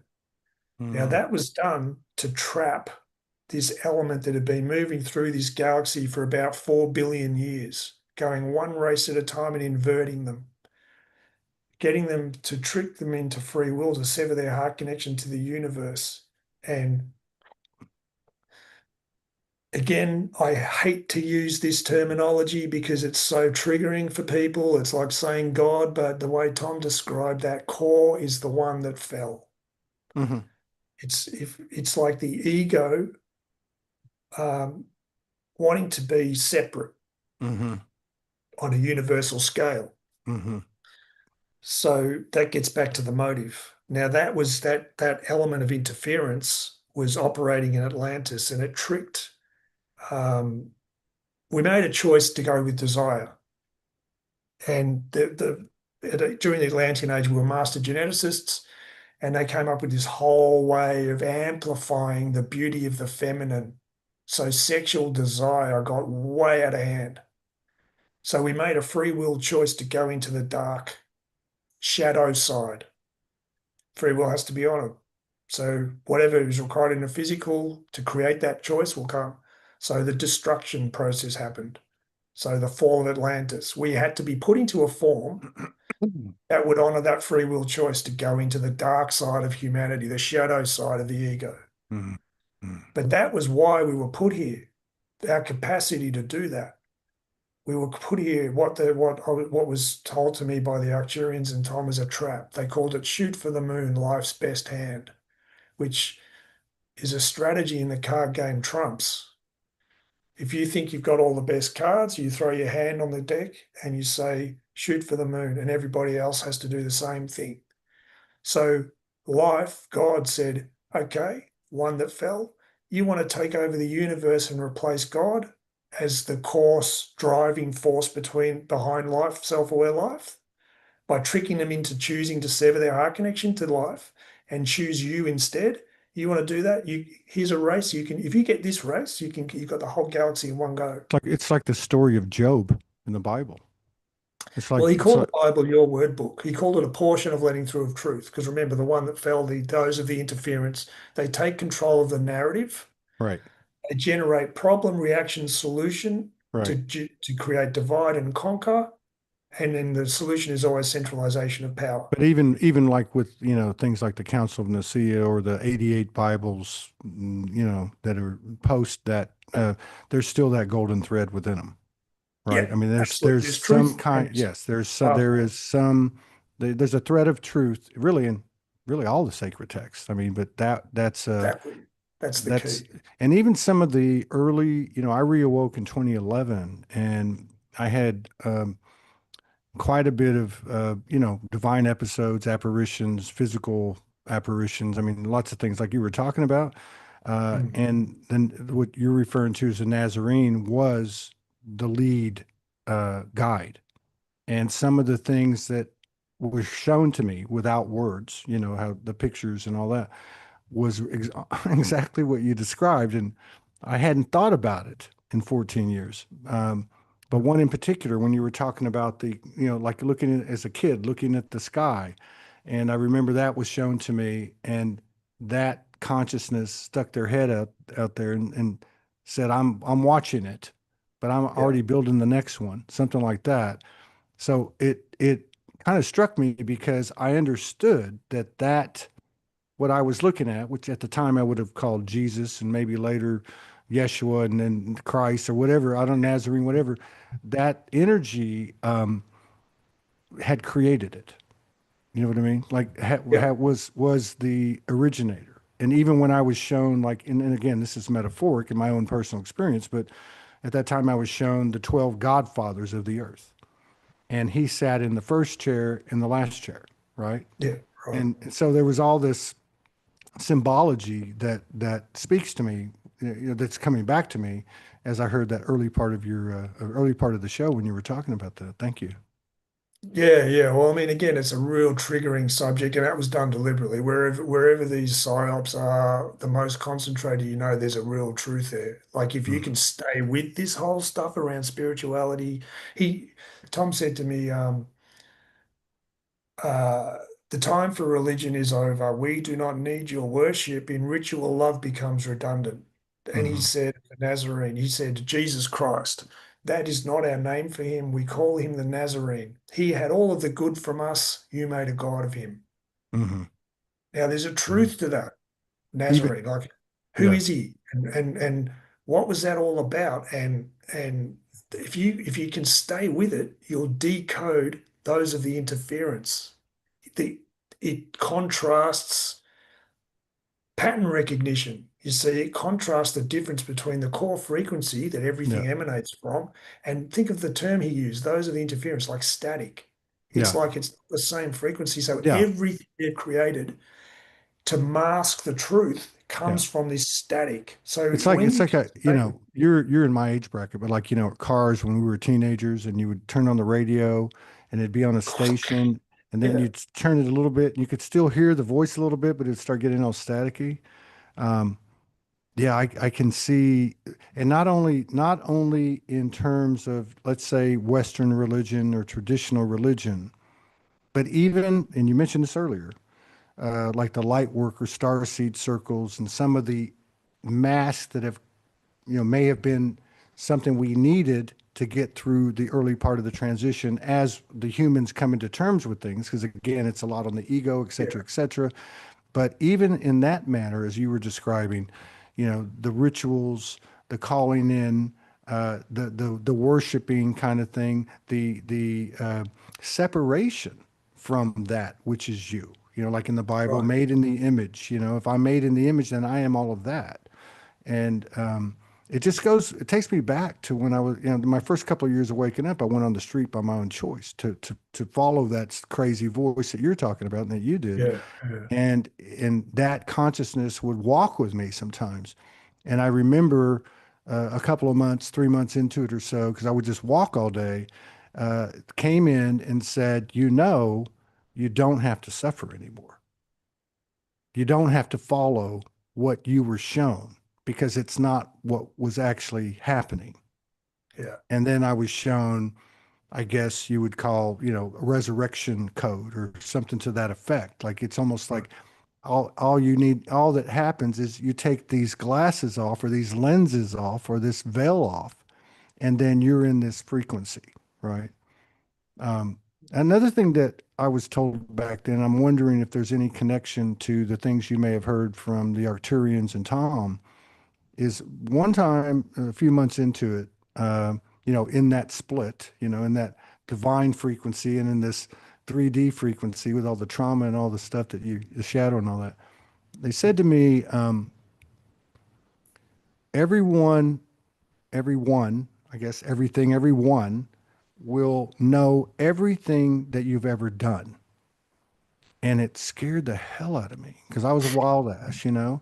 But then they flipped it and told and showed me that everything will be known, and that will reduce all the, you know, all the BS and all the programming, and that we will all see that not only are we're all souls, but that we've all come through this incredible human condition and we're on the other exactly. side now. And that is like the newest and best universal code. And that's the whole point of the experiment or the experience, was to go, like you said, like, okay, you want to control through deception? Okay, fill your boots.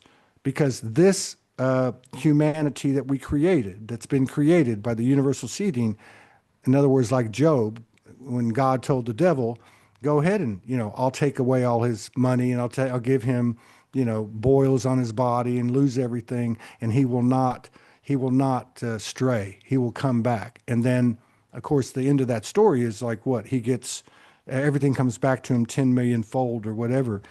Do you feel like, I know I was asking another question, but do you feel like that's what we're stepping into now, is we're reaping what we've sown, even though we've been unconscious of our efforts?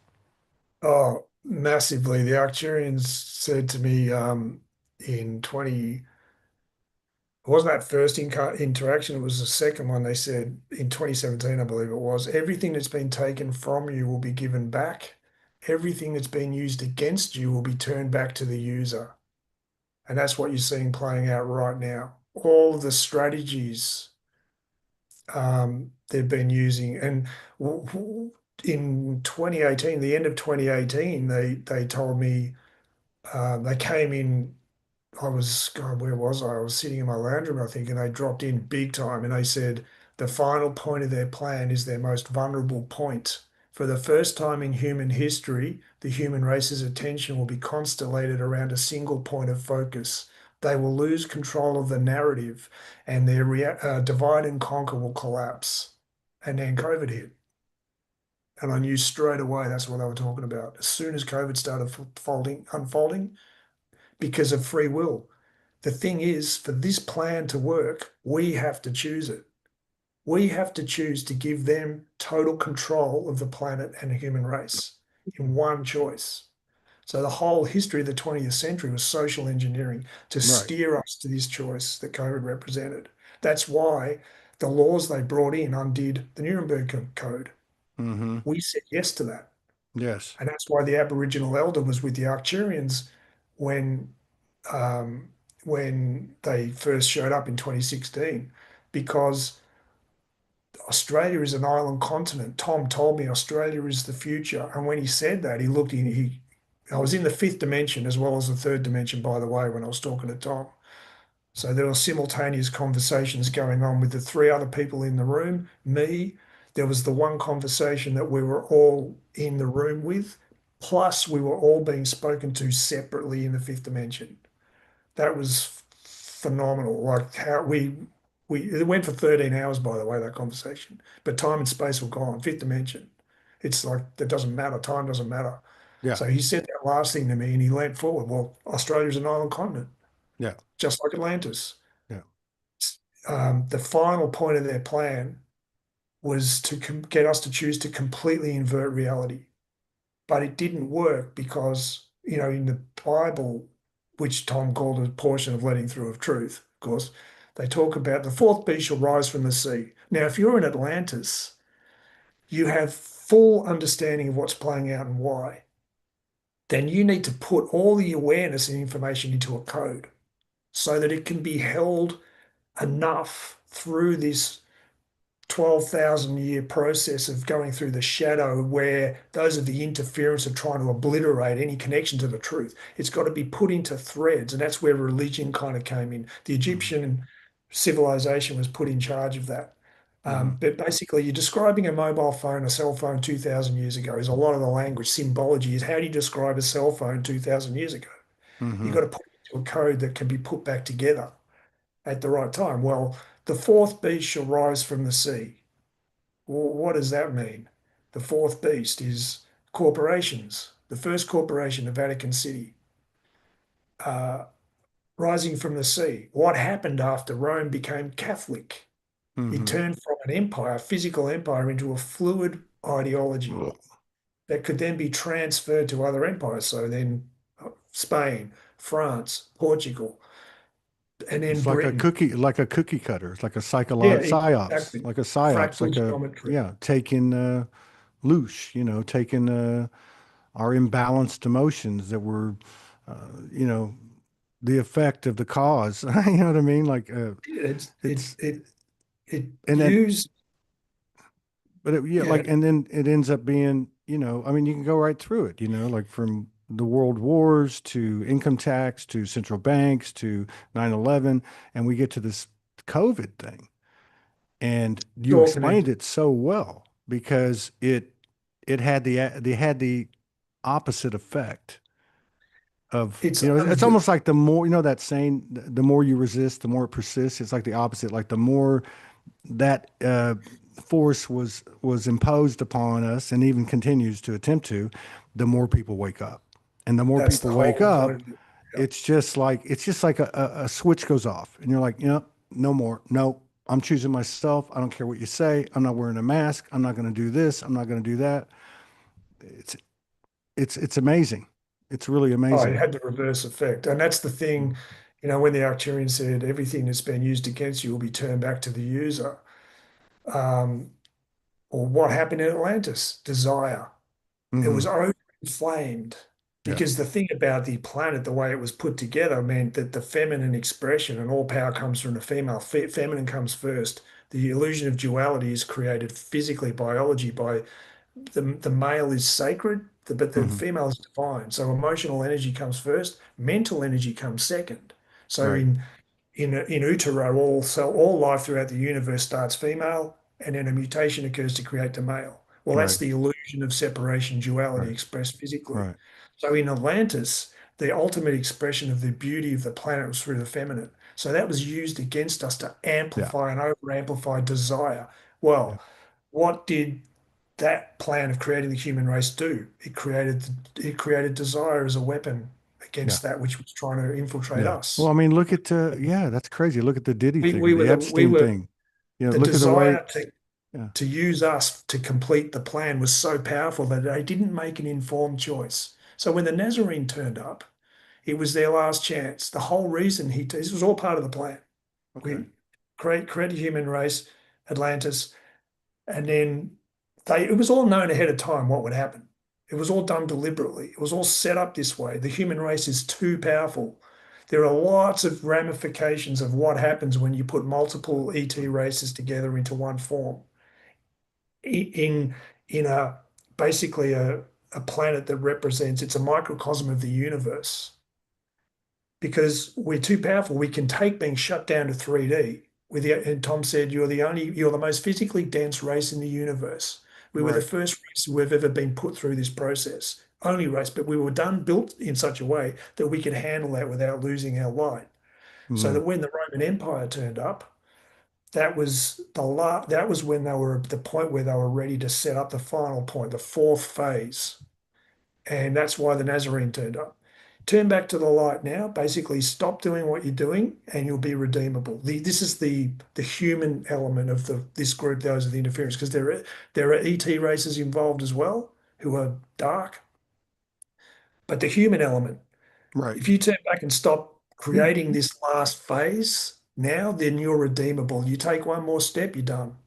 Yeah. Then, of course, that was plan A. These guys will turn back to the light. But there was a plan B in the background that none of them really knew or understood because they didn't understand the ramifications of what they were dealing with. Yeah. And that's the human The, race. the lesser gods. Yeah. Well, Tom said he said of the Nazarene's death, he could have stopped it at any time. Yeah. He Yeah. allowed it to happen because what he Tom is God, by the way. What he said to me about that was he took when the Nazarene died. He took a concentrated homeopathic dose of the truth of who you are into your collective consciousness. But before that, he told his brother James, who was written out of history by the Roman Empire, he had a brother. The Nazarene's paternal DNA was artificially inseminated using light. It had to be that way. So that's the Star of Bethlehem thing. Cell phone 2,000 years ago. It Hmm. was about DNA can be transferred in water or light. So they used a beam of light to put the paternal DNA into his mother, who was of a very particular bloodline that linked all the way back to the hawk. That's why she was selected. She had to be, it had to be the first child because there had to be no other frequency within her Right. field for Right. this to work. Because Right. the light space vehicle that the Nazarene incarnated into had to be put together in a very particular way genetically. So that's why that happened. But he couldn't have children because of that. So the next child that was born was James, his brother, and very close together. So the frequency, the very unique frequency of the Nazarene's energy signature, James actually formed within the body of his mother with that frequency present. So he was the Ah. closest thing on the planet to the Nazarene that was possible that could also have children because he carried that permanently in his cellular structure. He was known as the righteous teacher in the Nag Hammadi texts, Dead Yeah. Sea Scrolls, etc. Yeah. He was given the job of protecting the reality of what the Nazarene was really all about. Yeah. Basically, if you want to know what a human being is with all your DNA active, that's the Nazarene. That's Yeah. us. Yeah. He's the Nazarene is who you are. Every single one of us is the same as the Nazarene. That was his whole point. And of course, those of the interference, the Roman Empire, that's the last thing they want you to know. So Paul, who is described as the lying spouter, um, the patriarch of the Roman Catholic Church, was basically an undercover agent sent in by the Roman Empire to take control of the narrative away from the Nazarene's brother James. Now, Right. again, this was all known ahead of time. Undercover agent, he's going to do what they all do, the MK Ultra thing. So what James was told by the Nazarene, James and the Magdalene, the one we know as the Magdalene, he told them to have children, to marry and have children. And they set up a bloodline, a lineage that was called undercover agents, system busters, undercover agents that had that same genetic frequency that meant at the right time, souls could be born in that could not be separated from the fifth dimension completely. Right. That was very important Yeah. because when those souls, which Tom called the Four, he called it a soul group called the Four, which is a network of twin flame soulmates. So when four connect, That was the four that connected with Tom, myself, and three others. We had to go through this rite of passage and connect directly with Source. We had to be led by Source through a process without knowing that was what was happening, just because we couldn't keep living a lie, because that's the fifth dimension, it's the truth. When you're connected to that, you can't live a lie. It's like you can't live a life like this and be happy. At some Right. point, you can fall apart. So we Right. all did at the same time in the early 90s, mid 90s. And we all went through from different parts of the world. We all came together in the south of England in Wiltshire. And we connected directly with God. As soon as that happened, the 100th monkey effect was triggered. Right. The human race reached critical mass, poof, which meant the homeopathic dose of the truth of who we are, embedded in our collective consciousness, was brought to the surface. And that's what that was a counter move to the Roman Empire's twisting of the Yeah. narrative and take So control of it. I can deeply resonate with what you're saying. As I reflect on especially those early years, and then in the work that I've done, thousands of these shows and just interacting with people, and not everybody. Some people seem to come in with a strong galactic or a strong elemental Yeah, or other characteristics in our yeah, lineage. But one thing that's really, not that all the narratives match with these people that I've met, but it begins with that consciousness, that Nazarene consciousness. And then the names or labels would be like the Sophia Christos line, or the Essenes, uh, uh, the Magdalene. Some of the apostles or collaborators that were not put in the King James version. Thomas, and I think James was even, or Philip was another one. Magdalene was another one. yeah. But yeah, so I feel that, and I've experienced a lot of that through these interactions, and even through dimensional experiences or meditative experiences, and for me, a lot of it's tied to the indigenous Big time. somehow. I don't. I'm in Mexico now. I came to Mexico, and 24 hours after I was here, I was in a metaphysical shop. Somebody gave me rapé, that stuff that you stored up your nose to this weird looking pipe, and it's horrific. It like makes you burn, and you have to blow your nose. They were hiding me a toilet paper roll, and so. But my point is, something happened, something that continues to happen, almost like you left a cookie crumb trail, and something went off of, like, say, Mayan consciousness, and I was seeing visions and stuff through it, and I knew that there was a connection with all these other pieces, all these other dots that had been connected. Definitely. And yet, on the surface, they look like cultural opposites. Like there was no context. So some of these stories, like coming from Atlantis, and this group went that way and this group went that way. Um, it feels like that was connected to what happened 2,000 years ago. Was Big time. what? All of it. Okay, there was. Okay, yeah. Yeah, absolutely. It's all one story, and Mm, that's the time in history we're in now, connecting it all together and mm, getting this element that's been trying to stop us doing that out of the way. mm. So, of course, the process playing out now, because of the law of free will, when we reach critical mass, which happened in '97, um, we chose as a race to wake up. Full stop. End of So it's story. basically, from what you're describing, free will is still a factor, but it's inevitable. Like, Inevitable. it's inevitable. It's a snowball going down a mountain, just getting bigger and bigger. And eventually it's going to bring everybody face to face with the truth, Exactly. whether you're a bad actor, a good actor, or well, conscious or Absolutely. unconscious or whatever. I mean, Yeah. this is the most incredible thing that's happened in the multiversal. And Oh, it's like like somehow energetically, because of our universal seeding and everything that I've never heard anyone describe it to the extent that you have, especially from a personal experience. It's like we're the center of it all.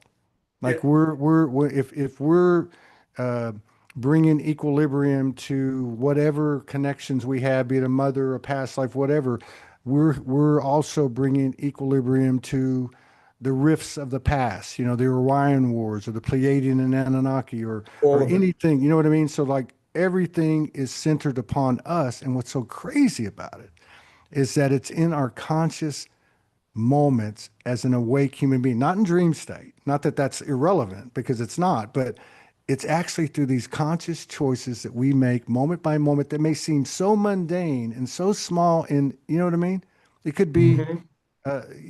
doing the right thing, having integrity, even when no one's looking. I mean, these things that are so human, right? That we've You don't always realize the impact. exactly right. It's fascinating and to think, and I can see for that reason more than anything, I can see why it all can't come in at one time because the human is the command central. All this stuff is stored in this body and it's too much. It's It's, a it's, lot. it's too Yeah. much. And even now, like even this past few weeks, I mean, everyone that I'm talking to is saying one way or the other through their silence or through their words is, we're blowing and going here. I mean, and it's moving fast. It's moving extremely fast. I've, Uh, I okay. wonder if you could shed any light on this. I've had some, we all get information, and I've had some information come in over the last few months at times that had kind of a linear time chronology to it. And so in my research and in the conversations I've had, I've picked up that other people have had similar things, and they revolve around this particular equinox in September up to next March in that equinox. Like this Very period, interesting you say yeah, that. that almost like during that period, the 100th monkey will come in, but like worldwide, even if it's not fully conscious. And it's like everyone's going to start seeing the same thing, maybe.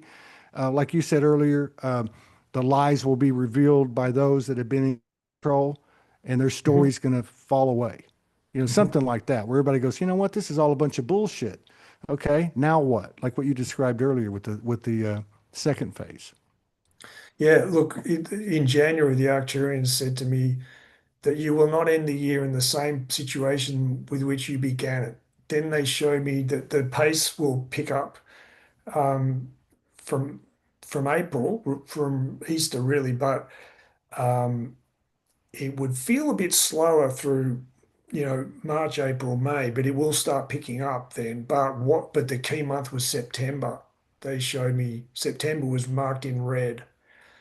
That this is what they've done to me a couple of times. They've given me a timeline of about 18 months and they've highlighted months. They won't tell me the event, but they'll put it, like for instance, Now, are you talking um, about this September or next September? this September, yeah. This So one. between September to March was Right. very important. Very, very, very important. So that's what I'm seeing, yes, because when they told me about when they described to me in 2018, this was before COVID started. They told me they described exactly what the scenario was and why it was so important. Well, what they showed me after they said for the first time in history, the entire, because divide and conquer, they don't want us putting the dots together. They keep us all separate. But for the plan to work, they've got to get the whole human race to say yes to the corporate takeover of the planet. The fourth beast, the corporations, align with Admiralty law. Admiralty law is the opposite of common law. Common law is the law of the land. That's the legal mental representation of our core frequency being the same as the planets. So the reason Admiralty law was set up post-Roman Empire by the British Empire, it was a battle between all the empire building nations. Where do you draw the border? And it was a problem reaction solution. It was a part of their divide and conquer strategy to create centralization of power. Was they artificially create this problem? Where do the borders lie? Well, common law is the law of the land. So they come up with this thing, 1 mile territorial waters and then the high seas. Mm. So they had a legal framework created to govern the law of the high seas, which means there's a legal framework, a legal system that has nothing to do with constitutions, If you buy which into, if, yeah, if everybody agrees to it. Well, Right. that's the thing, because we chose to adopt this as a society that corporations are governed by admiralty law, not common law, which means when a corporation buys something in a country, it's not owned by that country anymore. Now, the last country that they were going to do this with was Australia, because the Australian Aboriginals aren't included in the constitution here. There's two separate Australias. The original Australia, which legally still exists, in terms of international law, humanitarian law, they have to get around it. They have to figure out a way to separate the Australian Aboriginals from Australia. The only way they can do that is to get them into the constitution of the corporation, the Australia Incorporated version, the mirror image of Australia. So they held a referendum here called the Voice Referendum. If we had have said yes, that would have been the last step. The last step, they've got one foot in the air, ready to put both feet on the ground, the corporate takeover of the entire planet, which COVID was meant to trigger. But the Voice Referendum said no. So been left with one foot in the air. But then COVID came out. Every government, every news agency, every element, every card they've got to play went all in on one decision. And that triggered a wake-up call for the whole human race. Everyone's heard of it, everyone's got an opinion about it. It doesn't matter what you think, but you know about it. Yeah. Now, the thing is, what the image the Arcturians showed me is on the other side, because they said they will lose control of the narrative Yeah. because they couldn't put both feet on the ground in terms of consciousness within the human race. That left a gap. And they don't want gaps, because gaps are where questions are asked. Like, what's going on here? There's a gap. There's a void where It's they it's plan. almost like you're going through graduations of school, and if and say like first, second, third, and what's happening is the you can't they're still going. They're still like going to the fourth step, the fifth step, yet they haven't got the traction or the buy-in at the lower levels. You That's know what I right. mean? They So they they can't they you're can't just complete the plan because there's not a global legal framework called Admiralty law running every country yet. right. Australia doesn't do it. So the Aboriginals are the oldest original culture in the human history. It's just Yeah. one culture for 40,000 years. They're the representation of what Tom called the originals, and all the non-African Aboriginal kind of black cultures are what he called the pioneers. So we're all elements of other civilizations. So we Right. all Right. merge into one So, race. so the Aboriginals, if I remember what you said, were, for lack of a better word, seeded here. And they Yeah. were the originals in the sense that they had the energetic field to be able to connect to the galactic the aspects of us and so on.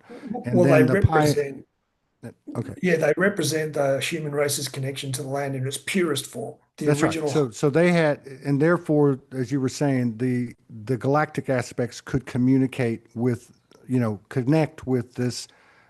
Okay, and then you have the pioneers, which it sounds to me like were other parts of the universal family that came in knowing what the plan was. So even though they yeah. Well, weren't this is original, yeah, yeah, that's the grand experiment you might have heard of, where it was all put together as a plan to trap this element, which in this galaxy it's been going on for a very long time, since the history of right, the universe. But in this right, galaxy, it began in the Orion Wars about 2 billion years ago. right, And that element that created that conflict has been moving through the galaxy ever since. right. So this plan was put together to create a race, a light space vehicle that could meet and match and outdo that by putting It's all like of spy life. versus spy. Yeah, It's, well, it's like it's like it's like a counter to the psyops, like you were saying, right? yeah, a counter to the dark being something. Right, That there is no right, dark. There's no thing right. you can't Exactly. hold. It's You just can't hold. something suggested, like even listening to you, and I kept going back to this one dream I had one time where you have a sequence of events, and all of a sudden I heard this pop, and I'm in the void, and my heart just dropped. You ever have a dream where like you fall off a building or you die and your heart just drops? And I'm like, holy am I in hell? Am I in purgatory? And then I realized, as I was having the experience, that this is it. Like this is and so what you're saying is they took the dark and said this is what it actually is. It's unknown. You don't know which it is. but they made it scary, and then it's just proliferated from there, right? Well, I mean, that's the darkness has a purpose, the illusion of separation. You've got to be separated from the moment yet to come in order to experience it. And the only reason self-aware life exists, Tom explained, there's a saying that which is wishes to experience itself as that. So you could think Yeah, of like the quantum field is everything in the universe in potential. So it's not physical yet. yeah, But in order to experience, so the all it is wishes to know itself as that. The only way to yeah, do that is to not know yourself as that. So the way Tom put it to me is we created you and you created us, and for that we love you. So yeah, do we love yes, life? Now we yeah, have free will. We can choose to experience what life brings us in any way we like. Now that's been manipulated. When you give your free will back to that which created the universe, take me through the perfect trajectory for my experience. yeah, Then you meet yeah. each moment and you learn, you experience, you connect with the divine in all its forms. So when I was two, that's what I saw, the frequency, that course single frequency in all the infinite form that love can take. That's all it is. It's joy of Mm, life. In yeah. each living moment, you step in, there I am, there I am, there I am, there I am. Which That's is all it? life Which is is. it's like the dog Well, chasing its tail, looking for something, and it's actually you bite it and you go, "Oh, that's me." it's just, It's yeah, it's living. love. Living is the point. Living is You the point. connect with the Yeah, joy of life by seeing that love is all there is in each living moment. Now, what about the yeah, form looks like? But now fear, which is just a thought, there is no love. There's love has exactly. no opposite. Love is love. That's it. There's Right. no love. The Fear opposite. was like what they presented as this darkness. It's God, an this is an idea about amazing. Yeah, tomorrow. yeah. This is the thing. When we talk about the matrix, what is it? It's a network of ideas based on fear. Fear is about if I doubt myself, what am I doubting? I'm doubting my ability to meet an experience I haven't had yet. So it's a theory. I don't know whether I can meet the experience until I've had it. Why would I be afraid of it? The only way you're going to know, there's a great one of the key teachers that the Hmm. Arcturians brought me through a process in 2000s. Mm. One of the key teachers they brought me to was Ramana Maharshi. And Hmm. he said, the only way to know fear isn't real is to let it come and get you. That's what every human being on the planet is going through right now. The assumption that we don't have what it takes to meet life. That's the problem. Yeah, The only I way to like beat that. that problem is to meet life and be put through the ringer so much that we go, you know what? Yeah, I do. It's all good. No worries. Yeah, I doesn't love matter. I can that. walk out. I It can walk out rem the front door and ask for left or right, and then whatever comes is what comes, and I can deal with it. Fine. right. Now you've got no It problem. reminds me. It reminds me. I love poetry and prose, and it reminds me of Charles Bukowski. A lot of Yeah. people, you know him, a heavy drinker, probably, yeah. But he said something like, "Fall in love and let it kill you." Like, I mean, it's just that's it. You get to a point where, I mean, I do this exercise here in this little town in Mexico, and a lot of people, I'm from the Western world, and you hear all this stuff, this propaganda. It's a dangerous place, and this and that, and I find myself in this little town that's there's no one ever yells at each other. I mean, every street you go down, there's three or four dogs. None of them have collars. None of them bark at you. I mean, hardly. I mean, it's crazy. And so it's been kind of a learning experience. At first, I wouldn't go out at night, and now when I get done here, it's already dark. I will go out to the beach, turn my back, to the main part, and I go through these thought processes of, like my human will come and go, "Hey, maybe you should turn around and look, maybe you shouldn't be out here." And my soul goes, "No, this is you, man. The waves are hitting, the wind's coming, the birds are flying, dogs are walking by." And it's almost like that, what's the American Indian saying, "Hoka hey," which means I'm ready to meet my maker. Or they used to mistranslate it because Crazy Horse would say it before he'd go into battle, and they would say it meant it's a good day to die. You know, Yes. like like I really feel like this type of consciousness or way of life or change or transformation or whatever is really starting to anchor into the earth, because I know it can't just be me, because as the individual goes, so goes the collective. So it's, going back to what happened 2,000 years ago. And it's like there's many of us now. Like there's many of those, not the exact, right? But the children of that, or the Absolutely. right? Yeah. And Yeah. many people, including myself in our wake up experiences, and you see people get carried away with the narratives, and it's Mm. okay, it's understandable, but that Yeah. I was shown that I am your child, you know. That's how my wake up started. It was that particular consciousness came through in the trees and formed a face of light, like lightning, and spoke to me. And Yeah. so at the time, I saw that as, I saw it as I understood it. It looked like the face of Jesus.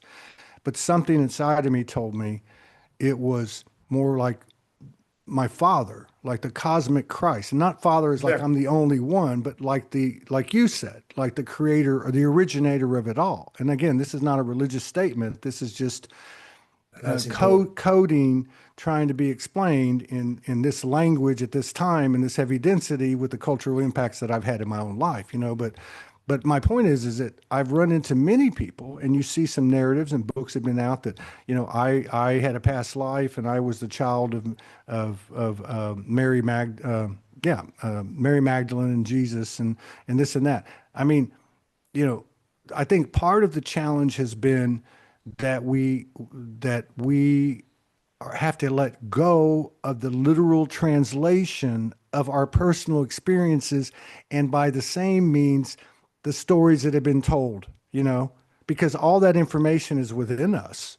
We are made in the image. We have the infinite knowledge and the wisdom and the courage because, that seems to be something that is very important now as people are stepping through the loops and the fears. And this isn't just a story. This is a powerful, when a person makes these choices that you've made through your life, and so many people that I've talked to, they again seem so minimal, so nominal, but they're actually powerful, powerful in a quantum physics entanglement, explanation, to do my Totally. best. It's affecting all timelines and dimensions. And I've always felt that we're at the center of it, not because it's just our time right now. You know what I mean? This is it. I mean, this is, a lot of these texts, like even in Revelations, these things that were forecast for this particular time, you can see the psyops in it, but you can see the truth. You can Exactly. And see that's like important. it's the last stand and they're going to throw everything at you. And they had this knowledge thousands of years ago. So they planted all this stuff. And like you talked about with the evolution of the Roman Empire to the Vatican and so on. Yeah. But yeah, it's like if as we remove our mask and we lose the identities and our ego continues to die, the reflection is those things that have been carrying That's this the, narrative, and we're going to go, that's some bullshit, just like we did with that's why it's falling ourselves. You know what apart. I mean? Exactly. Right? That's why it's falling apart so fast, is because there are Yeah. too many people doing that. Yeah. You know, we create reality. So, Yeah. and this is two things happen when you stop throwing a baby out with the bathwater. You start to see the difference between the baby and the bathwater. You Yeah. start to see the truth and the bullshit. Yeah. You start to see through it. And the way Ramana Maharshi put it about the problem we are all facing, everyone's trying to get a handle on, and this life and this world, he said, you can't let it go. All you can do is be willing to see it, and it will let you go. And that's what's happening. Too many people have that question: what the truth? What's the truth? What's really going on? I can't pretend I know.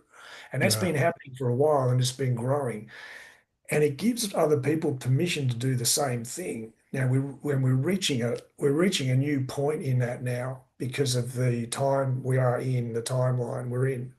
And this was all set up ahead of time. I mean, Mm. um, you're right to say we're the center of it all. Like the Arcturians, the way they put it is you are all the center of the universe. Well, and then what The you way said time, earlier, you said something earlier, and I can't remember your exact words, but the way that I kind of received it and have experienced it, and I think it would go to like the end of 23 or probably in 2024 sometime, uh, was that for for up to that point, we were receiving, receiving, receiving from this golden thread. And then at some point, or at least came into the awareness that we're actually transmitting to them as well. So in other words, like my soul came in and said, I'm learning as much from you now as you're learning from me. So you said something like that earlier about, and you said, and that's why we love you, right? You said Oh, something like that. yeah, well, that's basically how the universe was created. I mean, this illusion of separation is there for a reason. You Yeah, know, why are we here? Who are we and why are we here? Ties in with that. Well, it's pretty simple, but it's just so big picture that it's hard for someone who's walking down the street trying to go to the shops and figure out how they can stretch $20 to last the week to exactly. stay with it. Yeah, And they don't see the connection between the situation they're in and the lack of understanding for the big picture. And that's the divide and conquer. yeah, When you really understand life at that level, all of these day-to-day things disappear, not because you stop caring about them, although that's a part of it, but yeah, because the system that creates it can't exist. yeah, And that's the key. Tom called it the system of civilization, and money is the base. Money is illegal throughout galactic federations, throughout the universe. It's a system of slavery. yeah, Federations don't operate that way. It's a system of slavery, centralization of power. We've got to go through them to live life. Religion, we've got to go through them to connect with God. They put themselves between yeah, us and everything else. When you understand your place in the universe and what that is, that system can't exist. yeah, That's yeah, the importance. And that's why what's happening right now is happening at the street level. And the Arcturians were really clear on that. It's the ordinary people that are making the shift. yeah. It's not coming Exactly. from That's what I'm saying. I always said for years, the boots on the ground, the human is the hero, exactly.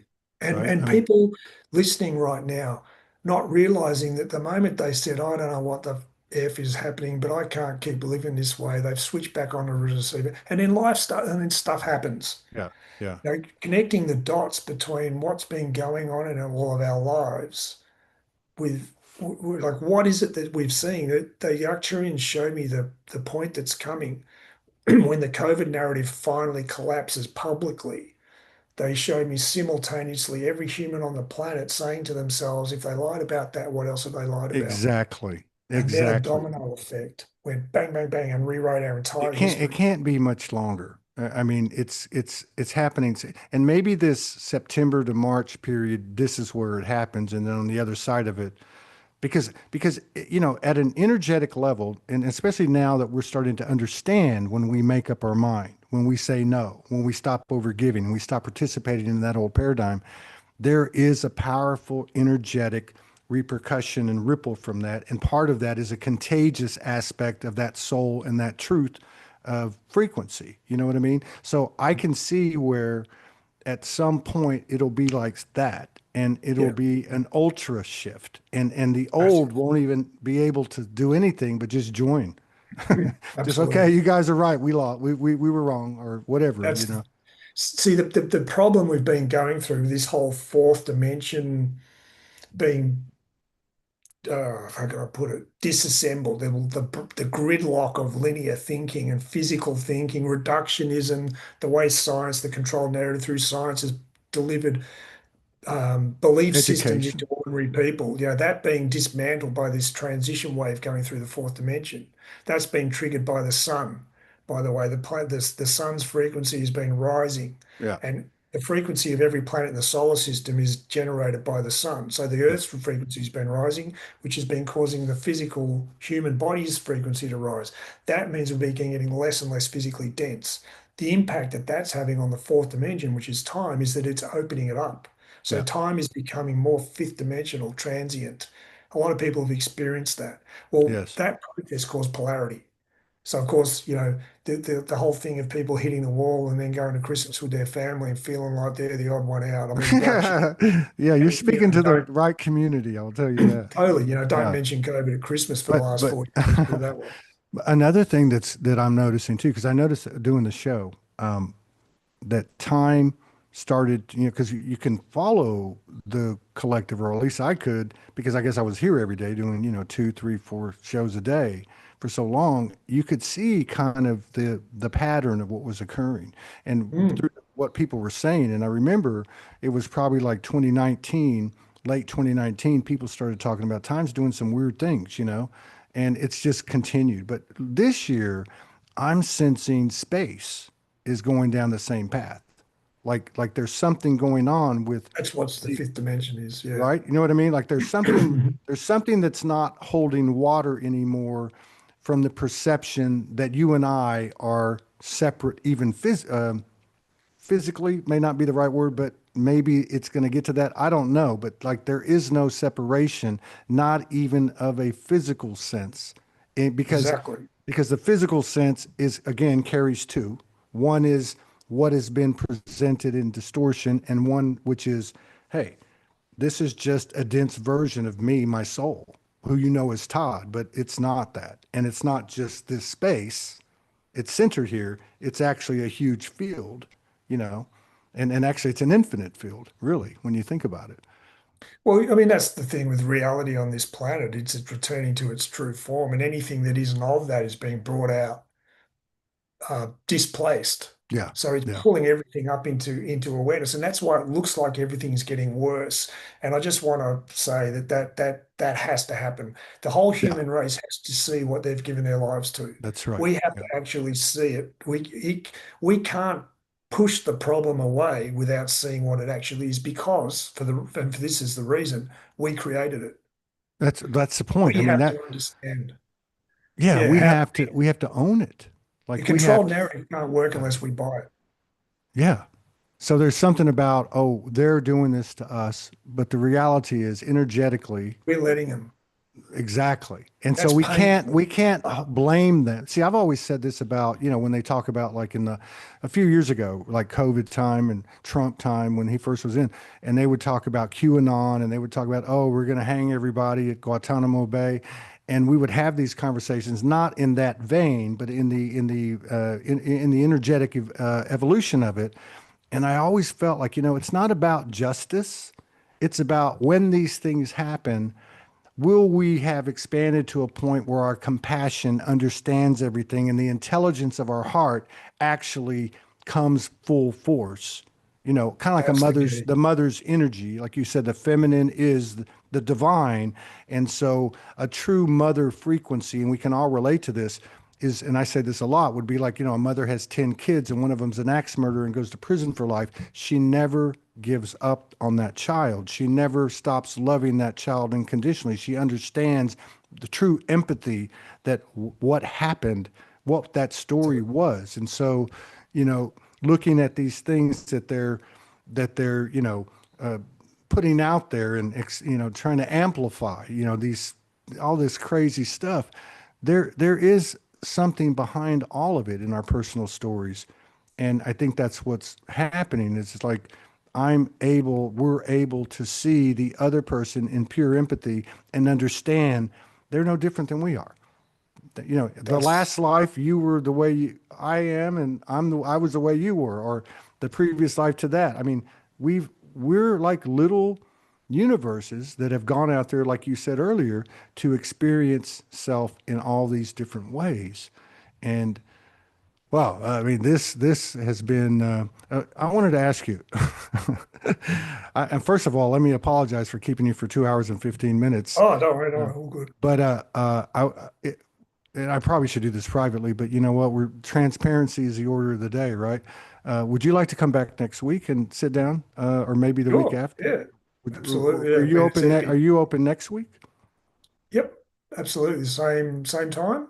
I can Yeah, do that. let's do the same time next week, and we'll just keep doing this. And because I mean, I feel like we're just like open the door here, and have a seat on the couch, and that's we haven't even started to really get into it. Tip But of the yeah, iceberg. you've got you've got so much to offer, and I really appreciate you opening up to us. And I know, without even asking, that it's probably taken, it's not been something that's been easy for you to talk to people about over the years, but you are in a safe space here. And I really appreciate you coming in. And I just want to say blessings to you and your family and your loved ones and whatever you're doing now. And hopefully we can find out more about that next week. Yeah, thanks. Well, the actuaries told me 2 years ago I needed to start speaking publicly about it all, and it's been a tough process getting to the point where Yeah. I feel like I can, but just because of the nature of it. But yeah, Yeah. it's like I said, I've been living this for since I was 18 months old, and it's been full on, like full on.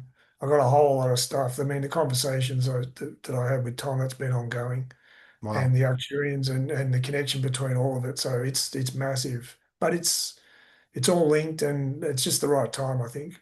Yeah. Yeah. Well, we sure appreciate it. And let me just say, I appreciate everybody tuning in. And thank you for your continued love, support, and contributions.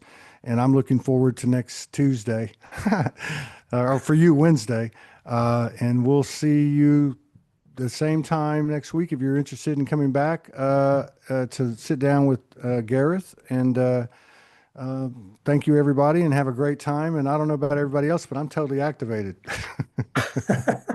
So awesome. Yeah, thanks so much, Todd. Awesome. Great to meet you and talk to you. Yes, See sir. you Thank next you for week. reaching out and blessing us all with your presence.